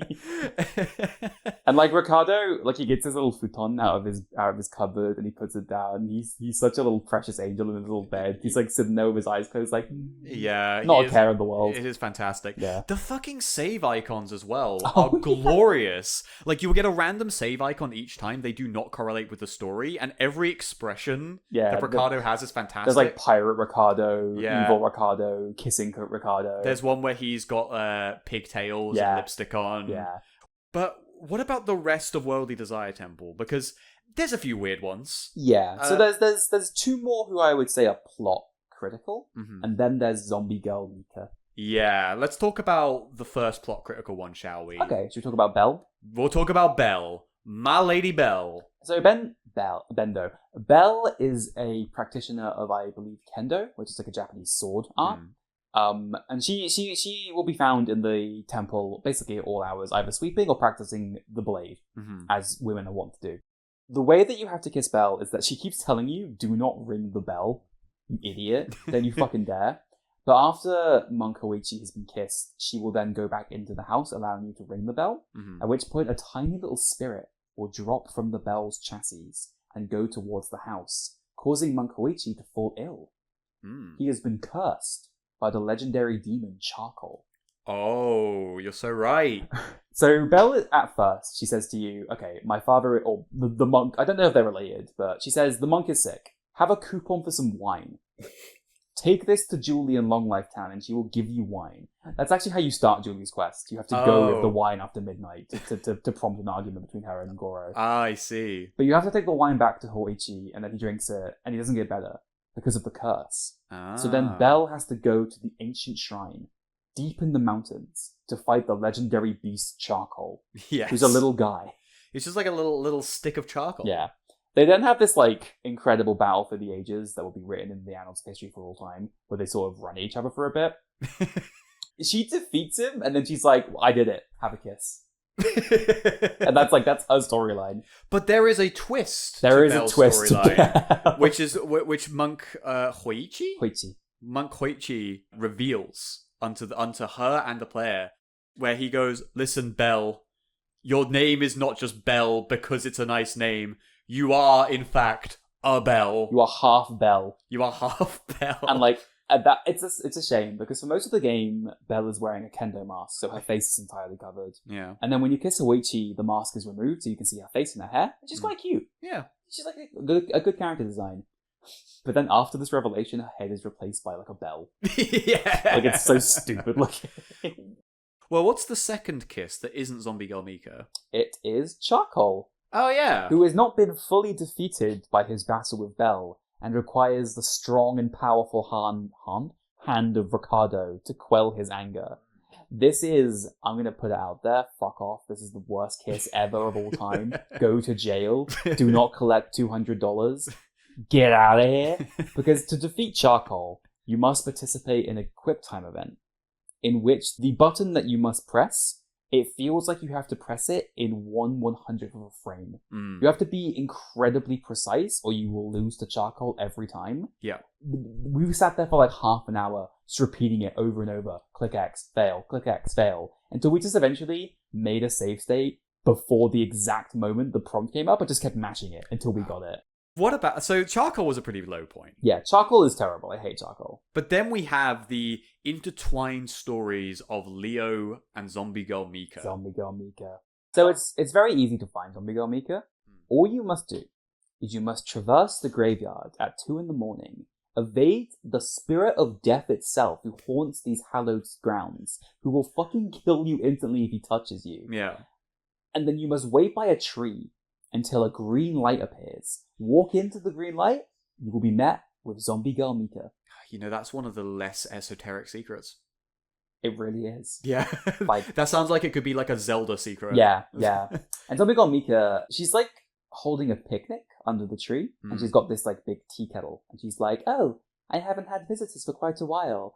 She is absolutely adorable. Like, Zombie Girl Mika is so precious. She has this really like broken robotic way of moving and speaking. Yeah. And like her like voice are like, she actually like falls apart while trying to serve you tea, Yeah. which is gruesome in the fact that its body parts falling off of a zombie, but because of the art style of this game, it really adds to the doll-like charm. Yeah. Like, it's kind of sad though, because she's like, oh, it's been so long since I've had anyone drink my tea. But like, you have to do it 3 times in a row basically, and each time inflicts more damage upon you.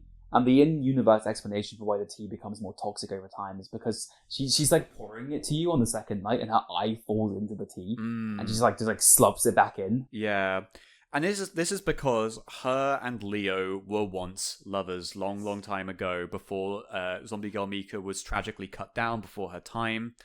And as such, you feel really bad for Mika because this tea that you have with her is her way of hanging on. It's rekindling that, like, these nice things she used to have in life.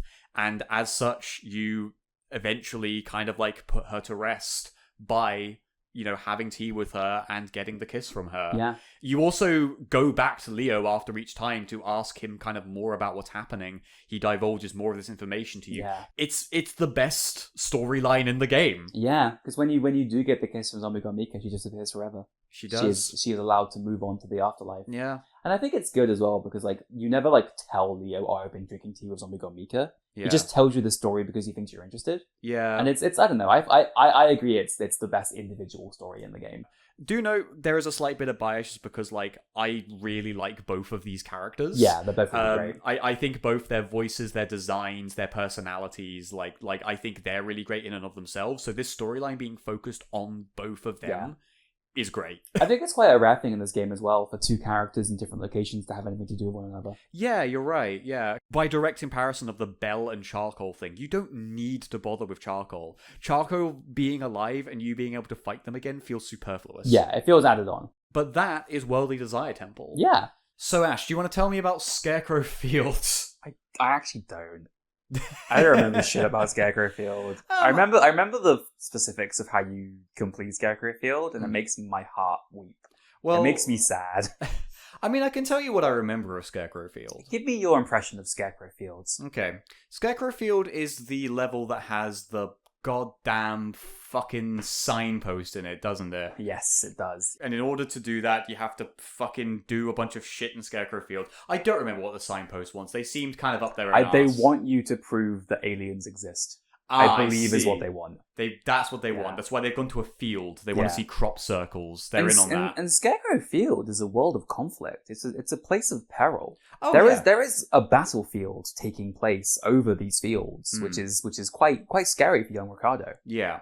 There is a guy cowering for his life who desperately needs to use the toilet but can't because someone is trying to shoot him. Yeah, there is a man with a sniper rifle. You will never guess his name. It's Sniper Rifle. John Stevens. There's 20-year-old guy. Do you know what's great about Chulip? What? Is that you kiss both the victim and the sniper guy. You do. You don't take sides. Because you bring people together. You do. However, you don't kiss 20-year-old guy, fuck that guy. I hope he doesn't pass his high school diploma. High school? He's 20. Yeah, but they're all students. They're all the dwellers from the school. Oh, is he an underground resident? Yeah. Oh.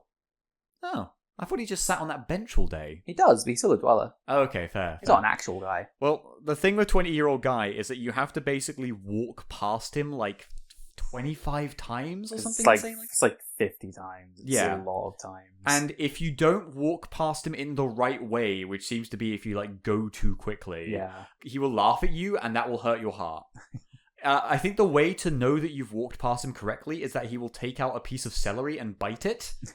And you'll hear a snapping sound, and that will show you that you have walked past correctly once. Do you know why I remember that he's a dweller and not a normal resident? Why? Is that when we were doing this, we failed to walk past him correctly, and then because he was a dweller, he went back underground. And the expectation was that we would have to wait a full day for him to come back for us to try again. Yeah.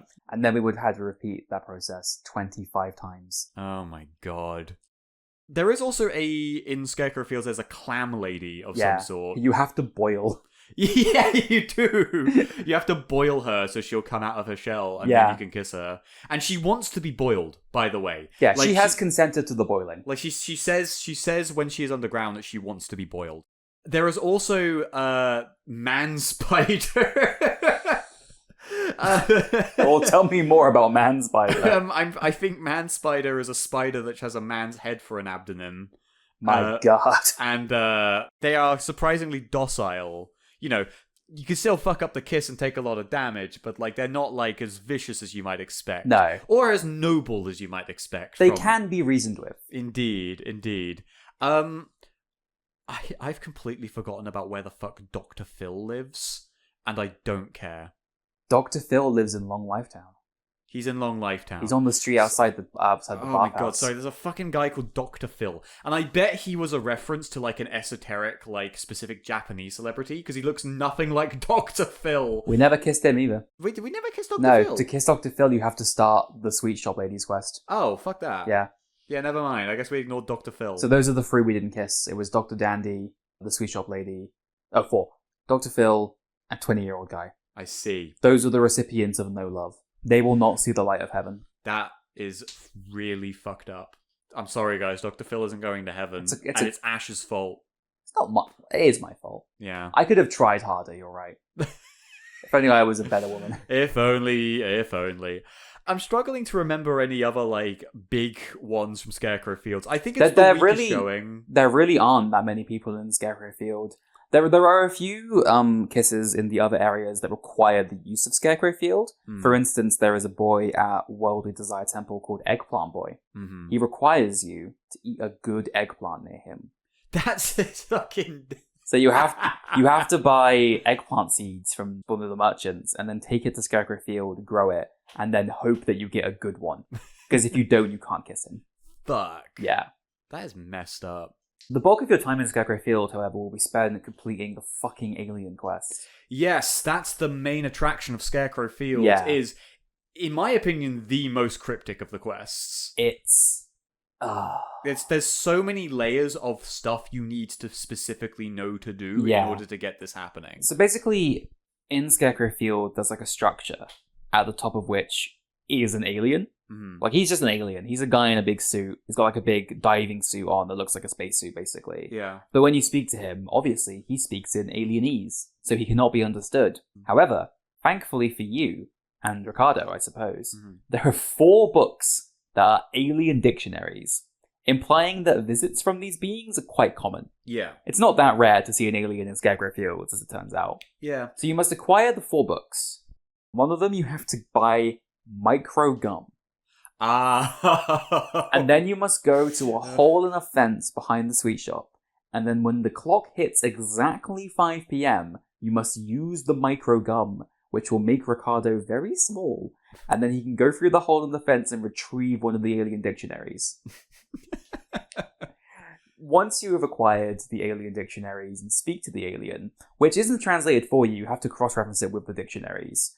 He tells you that he wants to go back home, and to do so, he needs, I think it's like a frying pan, funny cola, and he needs a specific signal to send out to his alien brethren, basically.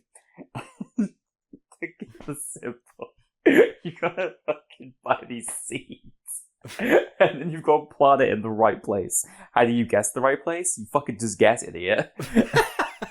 And then the flowers will grow in a pattern that you have to memorize. And then when you go back up to the structure, you have to input the star seed pattern in the right order, which will then beam a signal through the funny cola to space. And that will cause the aliens to come down and retrieve their friend, then allowing you the kiss. I want to add on to this as well. Go-chan has a telescope that Yes. she likes looking out of occasionally. You can use it to as part of the bird quest for the Mr. Cheapot quest. I believe you can also spot the UFO at night occasionally with this telescope. It does not provide you any other help on this quest other than to know that aliens are real. But that evidence isn't good enough for the teacher, yeah. No. But once you have proven to her through the completion of the alien quest, she will then give you the love paper, probably, if I had to guess. Oh, do you want to know the best part of Natsume's localization for this game? Is that the alien language is Japanese. Is it? Yes! If only we'd been playing it now. I'm also pretty sure the reveal for the alien is that the alien is one of those little monkeys, like the white monkeys with the red faces that you see at like hot springs. Because you see a bunch of them hopping around like random bits of the game world occasionally. And I'm pretty sure they like do stuff when you are trying to do the alien quest. They do stuff. They are like hopping around seeming like a hindrance, but I think they're actually trying to help you. Wow. Yeah. Fucking funny cola shit though. Jesus Christ. I don't even remember if anyone tells you need funny cola. I think you get to the process and it goes, well, do you have the funny cola? It's like you And pour you're it like, on the computer, you fucking moron. It's important. What do you mean you didn't know how to figure that out? This is aliens, dude. They love funny cola. Aliens love funny cola. This is why we've never made contact with aliens. We got Pepsi, not good enough. We got Coca-Cola, nah. Funny cola would have been it. We've not invented it yet. Idiots. Maybe they like Fentimans. I don't fucking know. Thus concludes funny, scary field world. Scary monsters and super creeps. Thus concludes scary monsters and super creeps. I also think there is a Scarecrow 2 Kiss and Scarecrow Field. I think that might be an important one, but who cares? Listen, we talked about the field. That'll have to do. Sure. Yeah. Whatever. And thus leads us to Funny Bone Factory. Yeah. Funny Bone Factory, we were so hyped for. We were like, what? Are you fucking joking? It's Funny Bone Factory. This place come on. Funny Bone Factory. It's going to be so funny. And it's actually one of the most boring environments in the game. Yeah, I suppose so. Here's the thing. It's conceptually interesting. And it kind of ties into some kind of, like, underlying themes about Chulip, which is everyone who works at Funny Bone Factory is a cookie-cutter, bland, boilerplate person. Yeah, they're like a white egg people who are completely bald, and they're all wearing these grey jumpsuits. Yeah. And those are the workers of Funny Bone Factory. Yeah, they are. They have to take this train where a number is inputted in via like a safe in order to get to each of the floors. And in order to actually get into Funny Bone Factory, you need to have like a visitor's pass. Yeah, you get a coupon for a tour. Yeah, of Funny Bone Factory. And they show you around Funny Bone Factory. One of the big reasons to go to Funny Bone Factory is that a resident in Long Life Town we haven't talked about yet, called Batayan, who is this Elton John, like, early Beatles, Austin Powers looking dude. Yeah. He's kind of bored. He doesn't know what to do. He just plays guitar all day. He wants to be a musician. Yeah. But then he's like, well, I've got to get serious and, like, pay the bills. Because he lives on, like, a trailer. Yeah. And he's like, no, I've got to get a real job, so I'm going to work at Funny Bone Factory. Yeah, you get him a job at Funny Bone Factory. And so he goes to Funny Bone Factory every day, puts on the jumpsuit, goes in, and he goes, this sucks. But as a result, Batayan is just like, oh man, this ain't great. So your job, your objective is to get Batayan fired. Yeah. Now, how do you think you do this, viewers? Do you frame him for something? Do you just ask the manager politely? Do you give him like a talk? Like just quit, man. Just quit your job. You don't need to be here. Nah. You devise an elaborate scheme. Well, to be fair, you don't devise the scheme. This is actually convenient because the teacher in this area will not give you their love set part that they have until you become the CEO of a company. I see. Because they're like, the kids these days, they don't work like we used to. So if you become a CEO, I will know that you're serious. And thus, you hatch a plan. Yeah. Your plan is to take a tour of Funny Bone Factory, but rather than getting back on the train at the allotted hour to go to the next floor, you hide somewhere. Yeah. I believe a porta potty. There's like a specific... No, it's like an actual stealth section in a very Chulip way. Where there's like a bunch of guards for some reason. And you're like taking around these 4 areas, and you have to find the area that has the lazy guard and hide in that one. And you can hide inside pipes, inside barrels, inside porta potties, wherever you think is the best. And you can fail. Like, you can't be found by the guards, kicked out, come back tomorrow. Yeah, and you have to give it a shot again later. But if you successfully manage this, you are able to get into the manager's office and steal his ID. No, you have to get onto the train and then input the manager's number, which you have to know from just being intelligent, I guess. You have to find that out somewhere so you know where to direct the train. Is it obvious? Like, is it 001? Is it 999? No, it's not. There is a way of doing it, but I admit that I don't remember what it is. Right. But it requires the train. Yeah. And this is the thing. This makes me think of the bit in Off when you're in the bureaucratic area. Yeah. And you go to that elevator and you can enter, like, one of, like, 9,000 floors. You need to get to a specific one to do that quest properly. Well, it's like in Moon when you go to the city, right? Yeah. And there's like that like apartment system, and you have to know which floor to go to, but you can put in any number. Yeah. Yeah. But at least in the case of Off, like, that adds, like, to the element of it being this bureaucratic nightmare world, this surrealist hellscape. Yeah. Whereas in Chulip, it exists solely to make you fucking irritated. Yeah. And just to, like, as all bog you things in down. Chulip exist to do. Yeah. Because obviously, yeah, like, this plot line does kind of have themes about, like, you know, being worn down into a nothing person by, like, this mundane, monotonous job. But at the same time, this intricacy is unwarranted, I think. I don't think it's required for the message to work. But you get to the manager's floor, you steal his ID, and then everyone just goes like... it's not even that it's his ID. It's just a card if you have this card, you are the CEO of Funny Bone Factory. Okay, so it doesn't even have any, like, proof. No, it's just, you have this magic card, you are now in charge. The fucking manager just wasn't fucking paying any attention, mate. Once you have done this, you gain the power to fire anyone who works at Funny Bone Factory. And we mean anyone. Yeah. You can go up to fucking everyone and just say, you're fired. Get out of here. Which honestly is, like, this is the point in the narrative where I respect Ricardo the least. Because he has become a manager. That's true. Yeah. And he has people's livelihoods on his hands. It'd only be worse if he was a landlord. That is true, yeah. But luckily, Ricardo does not come into any property throughout the course of this game. He does not, no. He's a fucking poor boy basically the whole way through. Even when you pick up Zenny, it's just like, it doesn't do anything for you. With this newfangled power, you not only go up to Batayan and fire him to force him to leave his job, you also get to go up to the fucking barrel lady and be like, hey, guess what? I'm the manager of Funny Bone Factory. And she's like, well done. Yeah. Wow, you really went up in the world, kid. That was quick. Yeah. That was impressive work.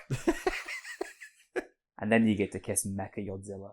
Yeah, Mecha Yodzilla's walking around. We mentioned Yodzilla earlier. Mecha Yodzilla is also a character. I don't remember any other dweller from Funny Bone Factory. No. Oh, you forgot about the most important part of Funny Bone Factory, the Funny Bone Factory dance. No, it's calisthenics. It's like an exercise. Yes, So they I don't know if they do it anymore, but there was a trend in Japan for a while where, as part of your workday, all the employees would like go up to the roof and do exercises. Yeah. It's like to promote like a healthy body, healthy living, basically like that. Yeah. And you have to do this in Chulip, so you have to do this rhythm game, and if you fail it, you lose hearts. Yeah, and it's so infuriating. And the rhythm game, I believe, is about as precise as Charcoal's, Yeah. but with more than one button input.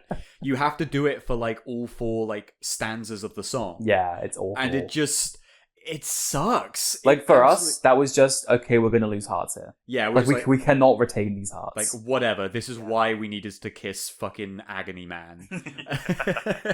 I think if you could even save in Funny Bone Factory.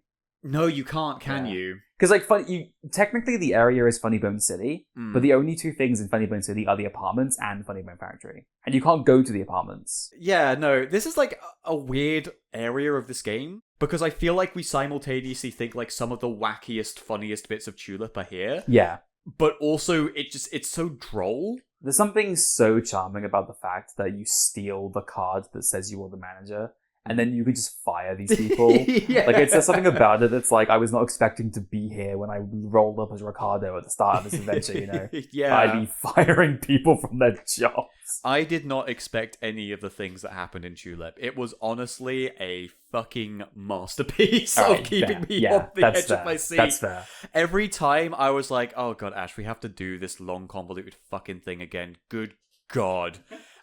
We would then have it redeemed by the eventual outcome of these stupid fucking quests. Even the alien quest, the ending is really funny because you direct this energy through the funny cola, and the aliens come down, and Ricardo's just like, well, I'm gonna give him my kiss and I'll be out of here. Please. The residents of Long Life Town seem to revere the Lover's Tree. It seems like it's a stand-in for God. Well, this God. Yes. This is a great moment to talk about Go-chan's top 3 spots. Yes. Yeah. Please do. When you talk to Go-chan in her pipe, so Go-chan lives in this pipe, right? And when she comes out of the pipe, she sits on the pipe, and you can talk to her, and she goes, Ricardo, I hope your reputation improves. How are you doing? And you can say, good, or not so well. And then she goes, you have to find your true happiness. Go-chan's number 3 happy places. 3, pipe. 2, this parking lot. 1, Lover's Tree. And then you're on your way. That's the conversation. Well, I'm glad that Go-chan is a woman of humble pleasures. She is. She loves her hometown. She loves that pipe. Yeah. And you can go into the pipe at night and just like, it's like the camera angle is like facing towards the entrance with Go-chan sleeping in a little bed in the pipe, and then Ricardo's standing over her like, hello Go-chan, I love you. You will be mine. I mean, it's secure enough to avoid that fucking police officer. So, it is, yeah. You know, It never shoots anyone else. No. Although actually, I discovered a hot secret, which is that at night, at like 2 a.m, Go-chan is going back to her pipe, and then she sees the cop coming, and she gets scared and runs into her pipe real quick. Oh my god. It's kind of cute, but it's also like, okay, at least everyone else is as scared as we are. All right, good. That is an amazing detail. Yeah. We're not being discriminated upon for being poor. No, Go-chan would also get shot. Yeah. And that is final. That is death. That is death. Well, we've covered every main area and talked about most of the kisses. The only ones we haven't really mentioned are like Pincho Poncho, who is literally just red light, green light with a fucking guy down a street. There's Tin Sign. There's Tin Sign. He's a classic. Yeah. He's wearing a big sign in his back. He's shy.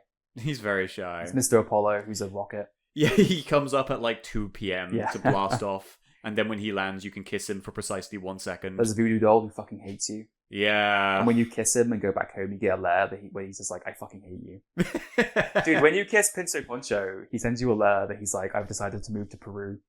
Oh, I hope you find true happiness. Wow, what a nice, encouraging What guy. a lovely fellow. Yeah. I will note as well that when you have like kissed residents in the town, you will unlock a where are they now photo of them in a photo book. And it's like, so the photo book, let's talk about it. Yeah. Because the photo book is split by area. So there's World of Desire Temple, Funny Bone Factory. But for some reason, Long Life Town is split into 3 sections, but there are Long Life Town 1, Long Life Town 3, and Long Life Town 9. Yeah. It's like, what? Who counted these? Like, was someone just tired that day? Like, what happened? If you think that we've like missed albums in Long Life Town, I don't think there's feasibly any other. No. We loaded our save today, like our New Game Plus Chulip save, level 50 Chulip, all the powers unlocked, and we had only missed 4 residents. I think only 2 of them were from Long Life Town. That's just how it's ordered. It's just bizarre, like and everything in this game. And these pictures are incredible. Because they're real photos with the Chulip characters interspersed over them. Like the one for Chuck, the SDM guy, is like him just hanging up in a closet going, I feel so much better now. The one of Voodoo Doll is Voodoo Doll being burned and he just says, I hate you. It's like, what? He's got his priorities straight. Yeah, they're all fucking stupid. They are. And like the music is like this weird Russian chant. No, it is the middle school Erd song. the Earth Middle School song. It is the Earth which Middle is School the song. middle school that the underground residents go to. You're right. The lore is deep. The lore is deep. In the back of your fucking manual, it has a piano transcript citation of the theme of the middle school. It does, if you ever want to play it on the piano. Yeah, hit me up. I'll send you a picture. Is this a good time to talk about this manual? So here is the thing, viewer. You might think, oh my god, okay, here we go. This is when they slag off the box art. And I'll be frank with you, the Japanese box art is so nice compared to the American stuff, but the American box art is fitting for the tone because it's this weird like little chase going on. Yeah, with Chulip with his big lips pursed. Yeah. But the manual, the localizers for this game knew that nobody would figure out how the fuck you're supposed to do any of this. Yeah, so the manual in Japanese is just like instructions on the game, how to save, how to play, stuff like that. The American manual just has a walkthrough for the game in it. Yeah, it is the Prima strategy guide, basically bundled in with the game. That doesn't just like hint at where to go. No, it just tells you how to do stuff. Yeah, step by step. And there were one or two cases for the most intricate kisses that some of the information was actually wrong.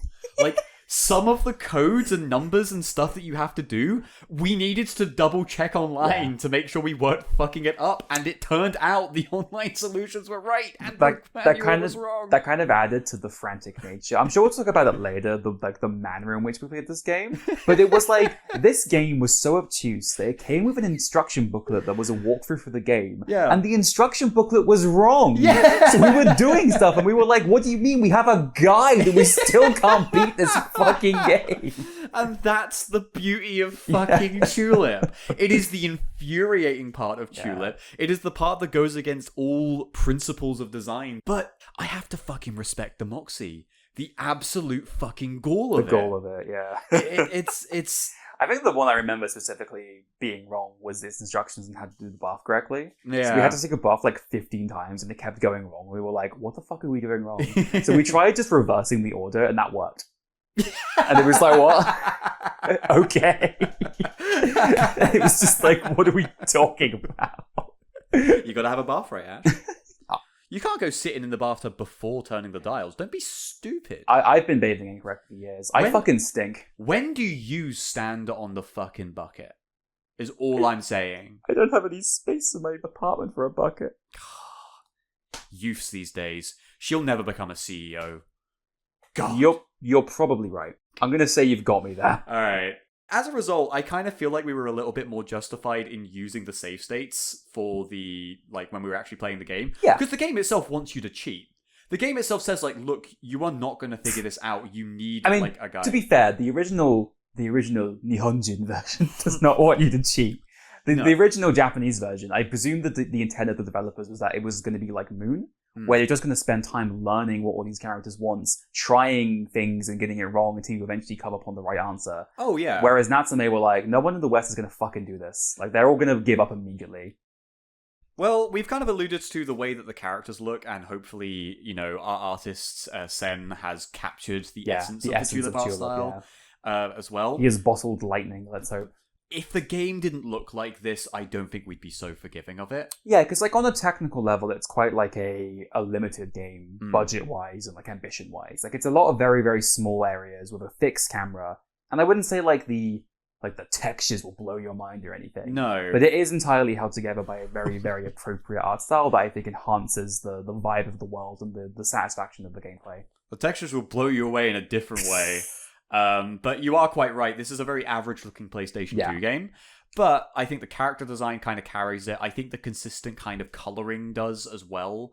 Where I think whatever warm colors they use on like all of the wooden buildings and everything like that, I think adds to that like vintage vibe it's going for, where it's a Long Life Town is simultaneously in the past and the present. You've got to think as well that this game only came out in like 2002. Yeah. So this is what, like 2 years into the life of the Japanese PS2? Yeah. Like this was still the era where a lot of games looked like PS1 games at a higher resolution with more textures, basically. Yeah. I think another element of this as well is the fucking sound.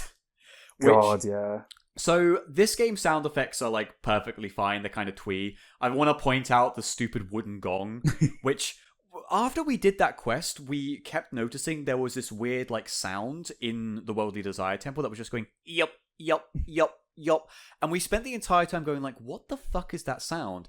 And after we finished the game, I figured out, oh, that's the gong. The gong makes that sound. The stupid gravestone guy would rather hear that than the sound he's of an hearing actual that gong. and he's like, what a pleasing sound. But the real star of the show with Chulip Mm-hmm. is the soundtrack, Yeah. as far as the sound is concerned. Honestly, that's like the saving grace for the two Punchline games is that music is incredible. Yeah. Rule of Rose, because it's a genuinely, like, well-crafted, themed soundtrack. Yeah. Tulips, because it is really funny. Tulips is, like, I think for most of its overworld, it's kind of like an a cappella mix. It is, yeah. There's the things they choose to focus on differs between the levels, right? Yeah. Long Life Towns is kind of just like this boop, ba-doom, ba-da-boom.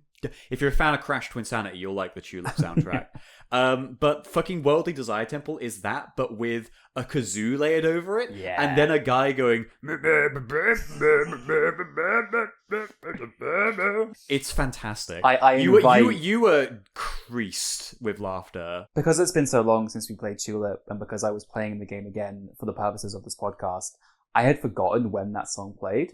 So I had gone to World of Desire Temple for the first time and was listening to the regular music, and then suddenly that guy the song plays for like a minute, and then that guy just comes in like, and I wasn't expecting it, and it made me laugh just as much as it did the first time. It's just so good. It's too fucking good. Like, honestly, your Crash Twinsanity, you could never. Oh, I don't know about... Crash Twinsanity is significantly more consistent. I think that the consistent. Well, because most of the other Chulip songs, beside those overworld themes, are like okay. Like Gentleman's Tea Break is really good. Zombie Girl Mika's little like more tragic twist on that is like really appropriate. Earth Middle School Song is also really fucking funny. The rest of it, like, there's just like a few little glued together bits that just mostly play for cutscenes' sake. Yeah. And although I will say that the little jingle that plays whenever Ricardo wakes up is on my phone now as my alarm. I wake up every morning like Ricardo, getting into that happiness grind set. I am fucking Ricardo pilled. What is that sound again? I'll play it for you. Oh, yeah. Yeah, sure. Let me the quality on this is going to be amazing. It gets me ready to kiss a hasty wizard, let me tell you. Do we want to talk about the finale? Do we want to put spoilers ahead for anyone who wants to experience Chulip? The final battle of Chulip. So, after collecting the love letter set, Yeah. writing the love letter, posting it to the wrong postbox, and Yeah, the postbox don't take your letter to the postbox, you clod. Take it to the children's play park. Yeah, that's apparently where it's got to go. At which point you go there, where you find your dad and all of the middle school teachers having a meeting going, well, Ricardo's come so far, but the only way he can win over Girl-chan's heart is to climb down this hole. Well, I think it transpires at this point that the whole thing has been a ruse by these people to make your heart stronger. Yeah. Because it is revealed that the principal of the school is your father. Yeah, that's when you see his face. Well, because at first he's still there with the newspaper. And then it is revealed that he is a head guy. Yeah. He's just a head with legs. He's a head with legs, but not before you turn up and they go, oh shit, hide, and everyone scampers around to hide, and it's blatantly them, and your dad is just behind a newspaper. And he goes, oh hey Ricardo, what are you doing? At which point you fall down the hole and you get the reveal that your dad is a head guy. Yeah. He pops off of his body, which implies, will Ricardo do that when he is old enough? I refuse to accept that. Ricardo is perfect as he is. I want Ricardo to be how he stays. Anyway, you may be wondering about the nature of this Silent Hill 2 asshole. Yeah. Which apparently is a portal to Girl-chan's heart. That lies underground. Yeah. Like, Girl-chan is like an eldritch beast who has intertwined herself within the town, and the entire town is just living on the top of her beating heart. Honestly, it's really funny that you mentioned the Silent Hill comparisons, because this really does remind me of the historical society from Silent Hill 2. It has the exact same vibe, but your dad is there. Your dad is there, and so is Girl-chan's parents, as you must complete 3 trials. 3 riddles, in order to win Girl-chan's heart. The first is that Goro, Girl-chan's dad, is sitting in a room, but his head is that of a sweet potato. Yeah. And there are 6 heads that look vaguely like his sitting around. You need to guess which head was his. Luckily, I got this on my first try because, again, I am Ricardo pilled and I understand Goro at the immediate sight of an eye. I've memorized Connor him. is a certified Goro head. He loves Goro. I love Goro. I love I love selling sweet potatoes. So on and so forth. At an extortionate price. At an extortionate price of 600 fucking zenny. Jesus Christ. Get out of here. So, upon successfully guessing Goro's head, you then go... You have to, like, pick it up and put it on his head. Yeah, put it on his head, and then he fades away like a force ghost. Allowing you passage deeper into Go-chan's heart. At which point you enter a dark room where Julie is singing a song to some chickens. It's like a Japanese unka ballad, so it's like a traditional Japanese song. Yeah, apparently she does this at the bar as part of her job. Yeah. Then, in the middle of the song, she gets interrupted by 3 giant chickens who put her on trial. And they're wearing judges' robes. They are. They accuse her of killing and cooking chickens and immediately find her guilty. Yeah. However, you turn up and they go, oh, okay, well, I guess if you... No, you have to yell objection, don't you? Yeah, but what's the first dialogue? Because, like, the second one is objection, and the first one is Ricardo going like, wow, that sucks. Just goes like, oh, I guess so. Yeah, like, damn. Damn, well, that sucks. But then, you eject, and you have to be Julie's lawyer. How do you save her from certain doom of infutable evidence that she has cooked chicken?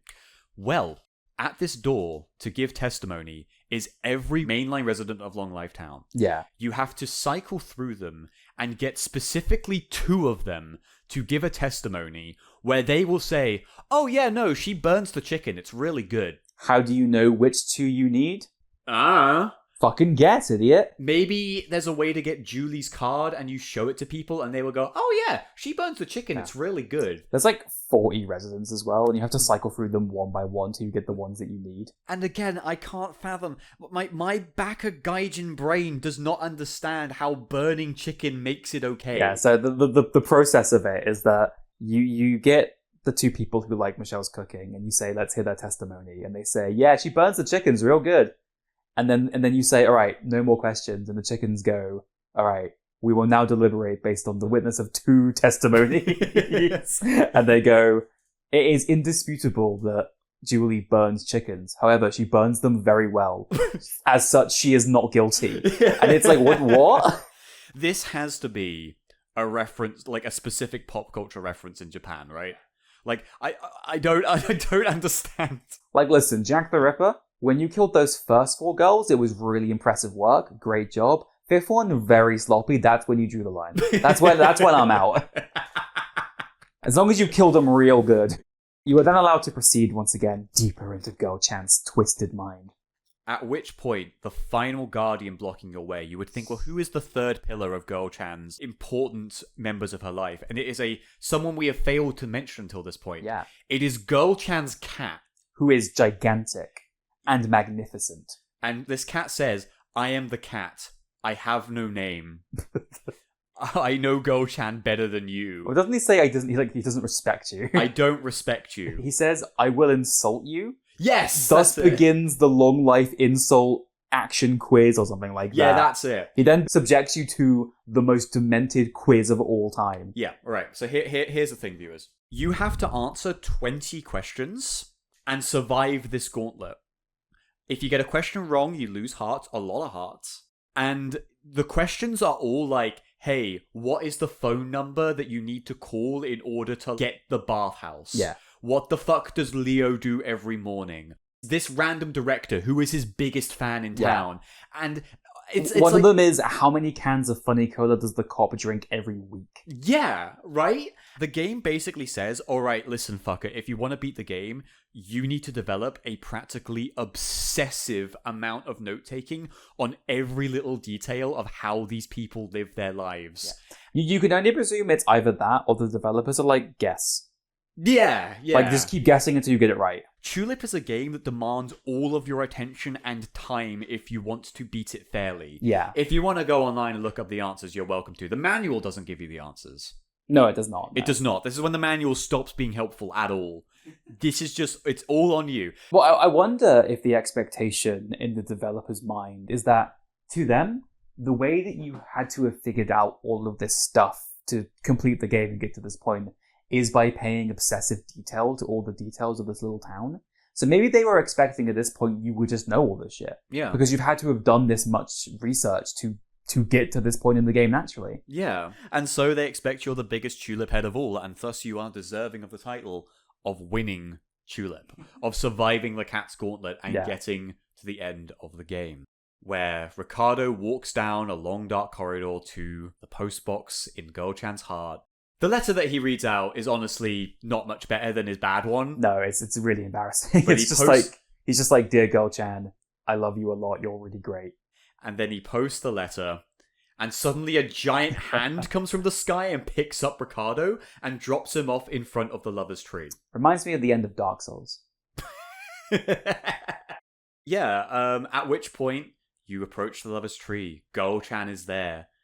And It's kind of disappointing. Go-chan doesn't say anything. She doesn't. Yeah. Well, she does if you accidentally post a good love letter to the wrong mailbox. She slaps you, you lose heart, so you can potentially lose the game at this point. You could die at that and she point, says, that's for wasting a good love letter. It's like, who told you? You just know in your heart. But the way that the lover's tree leads this, like, they basically say, like, even in poverty, even in hunger, it's like vows. Will you love each other to the ends of the earth?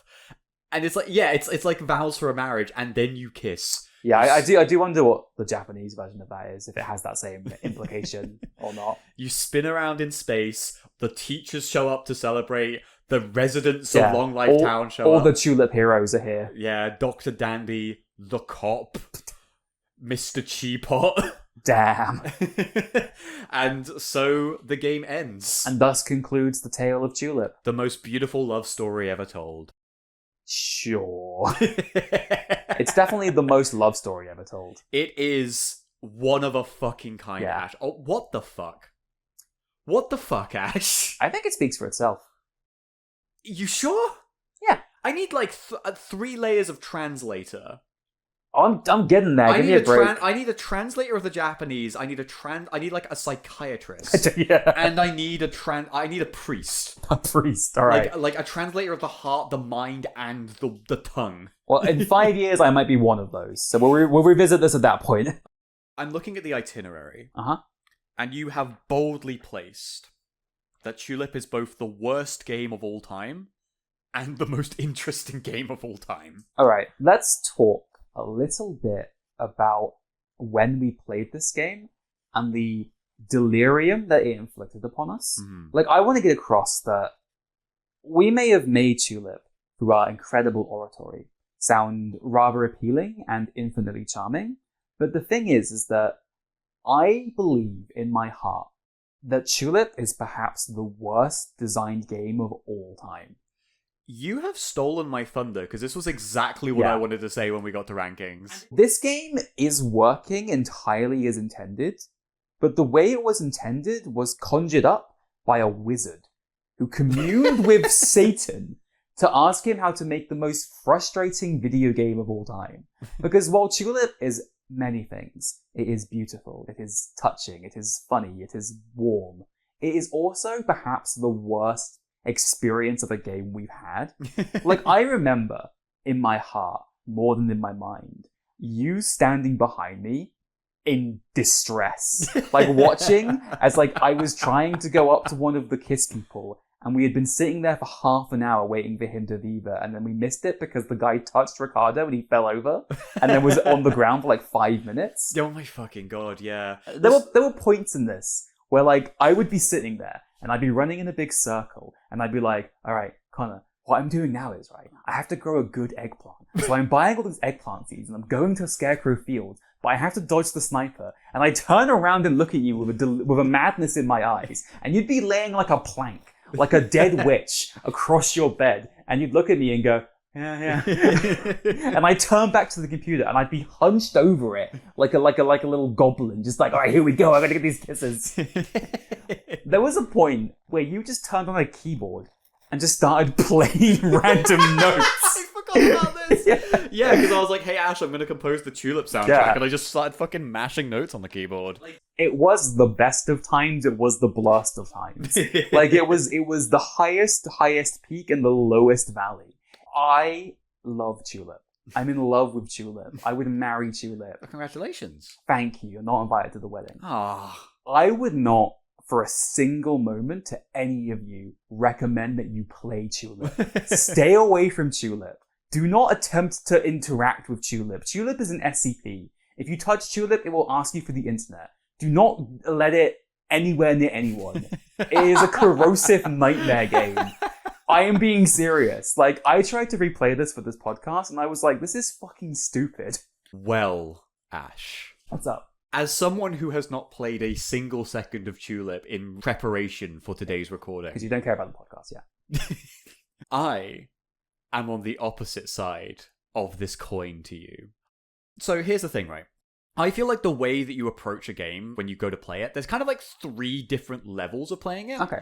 The first is where you are just playing it to just like pick up the controller and give it a go for a few hours and give it a shot. You have no intention of actually like beating the game, maybe in the future, but you're just kind of exploring it, like trying it out. And I think in that regard, Chulip is kind of fun. Because until you get to the point where you're like, what am I doing? What am I supposed to be doing? It is genuinely kind of fun to wander around Long Life Town, meet these weirdos, occasionally get a few kisses in, and like run into like a weird thing that gets you killed and have the sudden shock of like, oh god. I think that's actually kind of fun. I think that's when Chulip works. When you want to beat the game, Chulip becomes one of, if not the worst designed games I have ever played. Because everything about it does not work. It demands obsession. It demands a psychic understanding with the developers. It basically says, go and cheat. You need it. You didn't grow up in Japan in this time. You weren't specifically these people who made this game. Yeah. Who would have all of these weird in-jokes and this specific way of looking at how to play. So, fuck you. Here's adventure game logic times 1,000. Like, I don't think we could possibly capture the feeling of getting to the end of Chulip, getting to the quiz, and realizing that, like, the 20 hours that we had spent playing the game, doing all these impossible tasks to get all these kisses, had prepared us not an inch for this fucking quiz. Yeah. That the developers turned around to you and said, all that stuff you just did, who fucking cares? Answer the cat's quiz, idiot. Yeah. And to do it, you have to play the game in a way that you wouldn't play it normally. Yeah. Like, for instance, with the how many drinks does the cop drink every week, the game is not divided into weeks. No. There is no reason to stand by a character and watch them for 7 days in a row. You will never need to do that over the course of normal play, and yet they're expecting you to have done it. Maybe you are right in that there wasn't an expectation. It was supposed to be luck-based with, like, the most marginal ways of potentially, like, having a way out so you don't take the hit. But, like, that says it all, though, right? If that is true, the idea that at the end of Chulip, they are not testing you in your ability to have gotten kisses, to have unraveled the mysteries of this world, but instead for you to just fucking guess. Yeah. And hope you get lucky enough to get through the stupid quiz. And that's their final challenge for you. Yeah.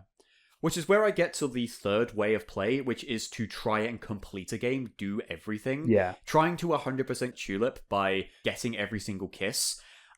At the very least, that's like marginally better. Yeah. Just because, like, you're in it for the long haul anyway. If you're gonna be at that level of, like, trying to figure out every single fucking kiss, then you're also at a level where you might genuinely be able to answer those insane questions. Yeah, I would say, like, maybe to walk back my previous statement, I think that if you're a particular kind of person, it might be a similar recommendation that I made for Rule of Rose, which is that if Chulip does appeal to you and you are ready to face headwinds, to have friction, there is a lot to love about this game, as we've said. And also, I do think that there is a certain sense of satisfaction about overcoming this fucking nonsense.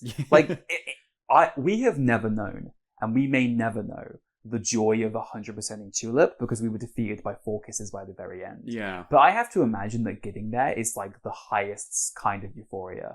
To know that you have done everything this outrageous, demanding game expects of you. Yeah. That must be a joy that is quite rare in games, I would imagine. You hit the nail completely on the head. Because what I was going to say was, play Chulip. Play this weird fucking game. Oh, like, okay, listen, mate. I know you've got raids to do in your MMO. I know you've got dailies to do in your Battle Pass game, your extraction shooter, your whatever, while you're listening to this. I get it. You're playing Helldivers right now. Good luck against the bugs. I hope you're having fun. Here's the thing, though, right? You will never play another game like Chulip.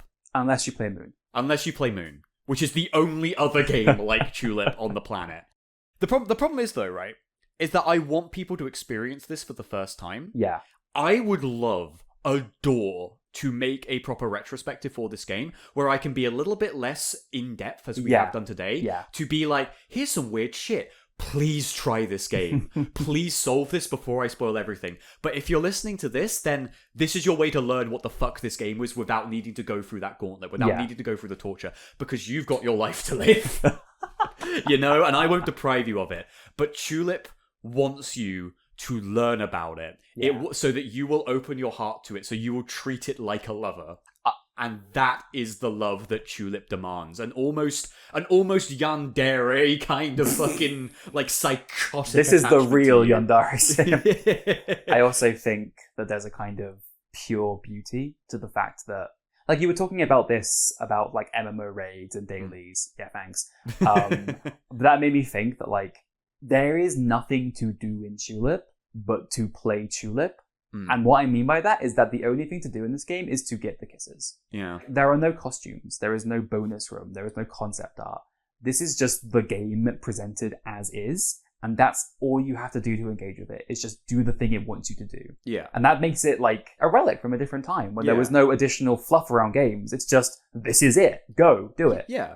Chulip is so badly designed that it almost wraps around to genius, but please know, it is completely unintended genius. And I think the things that actually work about it are its aesthetic, its completely batshit logic, and its really endearing dialogue. I forgot to mention the most important fucking thing when we were talking about visuals. There is a sign in Long Life Town for a film. And I don't know if it's like this in the Japanese, or if it was fucking Natsume giving up and being like, no one is gonna play this. There is a poster that's inexplicably on a bridge, and it is not important at all. It is a dramatic poster for a film titled The Fart Woman. And like, I think we like didn't notice it for like a few hours, and then all of a sudden, I think we were standing in the foyer, and I went, "Wait, does that say fart woman?" And what other game is gonna do that? Yeah, what other game has the fart woman? The best thing we can say about Chulip is that we will call this game dreadful. We will call this game an example of what not to do in game design, and we will still say it is incredible. Yeah. And we will still say that it has occupied our thoughts for 4 years since we played it, and it is very unlikely that it will ever leave our lexicon. Well said. It is like the word Azov. It is just part of our language now. It's how we talk. Nice trick. Or that. Yeah. There's a fucking resident called Chopper. We failed to mention that. There is a resident called Chopper. He rotates. He rotates. He loves rotating. That's one of the quiz questions. Yes, which dweller likes rotating? Well, rankings, Ash. Here we are. Here we fucking go. I think you're going to steal my thunder for this entire thing. In terms of quality, where is Chulip out of 5 stars? Okay, I'm going to actually be fairer to Chulip than you might be expecting. Cool. Because as I said earlier, it is not as if this game is badly made, quote unquote. It is not badly programmed. It is not badly put together. It is badly conceived. Yeah. It is badly intended. They knew what they were trying to do, and they nailed it. What they were trying to do sucks. Yeah. So it's not like Rise of Nightmares, where I think that game doesn't work on a technical level. Like, you can engage with the mechanics of Chulip in a way that seems intentional. It's just that the intentions are sicko intentions. So I'm going to give it 1.5 stars. Yeah. Because of the quality of the levels, the charm of the levels, the few kisses which aren't complete nonsense, and I think the game works, basically. Yeah. Well, see, I envisioned myself giving a 2-star rating to this. Okay. But honestly, like, the more I think about the absolute insanity of its design, it probably is also going to have to be a 1.5 from me. Yeah. Just because I wanted to give it a 2 purely on its presentation angle, and just it's successfully done something that no other game is really doing, except for Moon. And we would argue that Moon isn't as good as Chulip. Yeah, that is really the only other game like this, and Chulip is its very own take on it. Yeah. And as such, it holds a special place of its own. Now, in terms of interesting, well, Chulip is fascinating. At this point in time with the list, we have played 71 games. This is probably top 2. Interesting? For interesting. This is 5 stars. This is fascinating. Who the fuck thought of this game? Why did you think of that? I told you, it was Yoshio Kimura. It has like a genuinely neat little art style, a really funny way of doing its soundtrack. And it's also the fascinating quandary of how does Punchline keep being able to make new studios? This is the eternal question, and this is the perfect time to re-raise this point now that we've told you about Chulip. Why the fuck did Sony ask these guys to make Rule of Rose? Like, why did they play Chulip and win? These are the guys. We got to get these guys in here right now. So how many stars would you give it for interesting? 3.5. 3.5? I just wanted to hear you react. Oh, like that. Okay, no, good. This is fucking... This is one. Right, good. This is the top one. This is the most interesting game of all time. There's only one other I'd say contends with it, and we've not gotten to it. But in terms of fun, and I think this is the hardest one, I'm going to give it, at the same time, 25 stars and minus 225. I see. That'll level out to 3.5. Sure. I am giving this the official Xbox Magazine Deadly Premonition score, where it is in flux. It changes every time you look at it. It is an ever-shifting number. I have both had the most fun with you with this game, and also there were times when we were being driven mad by the insanity. We were losing ourselves to the flow of Chulip. We were at risk of our consciousnesses being subsumed by this wacko game. And is that fun? I don't think so, but I wouldn't give it up for anything. No, I agree with that. I think for that, in very similar logic, I'm going to give it a 2.5 because it could be anywhere between a 5 and a 1, depending on... Any score, it applies. Any score matters. Yeah. Oh my fucking god. And you have to think that, like, I'm also considering the fact that this game has been a 5-star on fun for 4 years after we beat it. Yeah. Because it still brings us so much joy to talk about it. Yeah, while we were playing it, maybe 1.5. But, like, when we were removed from it, it's like 5 stars. I remember one time you came over to my house for some reason and we just watched the Chulip speedrun. We did, yeah. We just sat there and just watched the whole thing like, wow, this guy's pretty good. Oh my god, I didn't know you could do that. Yeah. Well, we are now liberated of a great burden. Yes. We have finally told the world of Chulip. Really, the podcast is going to be downhill from here. It is. Like, we did this exclusively to talk about Chulip, and now it's going to be a waste of time. Well, maybe we just need to shift gears in the exact opposite direction. We talk about another game that gives us a lot to think about, a lot to talk about, but maybe one that's... Maybe a PlayStation 2 game that's actually well crafted for once. Well, Connor, I love that you're going at it from this direction, because there is an accusation that you could accuse me of with this game, that I have pushed things too far. Oh. But I swear, loyal listeners know for realsy this time, this one's good. This one you should care about. This is a survival horror game. There are sad women, but you are not playing a sad woman. No. You are playing a sad man. This is a game that you actually might have heard of. Indeed. A little ditty called Silent Hill 2. Yeah, I mean, given that we did Signalis, like, for episode 4, this is long overdue. You all knew out there. Don't you people pretend like we weren't going to talk about a fucking Silent Hill game. I know, yeah. It was inevitable. Yeah. Guess what, idiots? There's going to be a Final Fantasy at one point. These are all things that are going to happen. Oh my god. And yeah, don't worry, there is also a Spyro coming, given we did Crash earlier. Just the one Spyro, eh? Well, we'll let the viewers enjoy them when they come. Yeah. We have to keep peppering them out through every season, like 2 Spyros a season.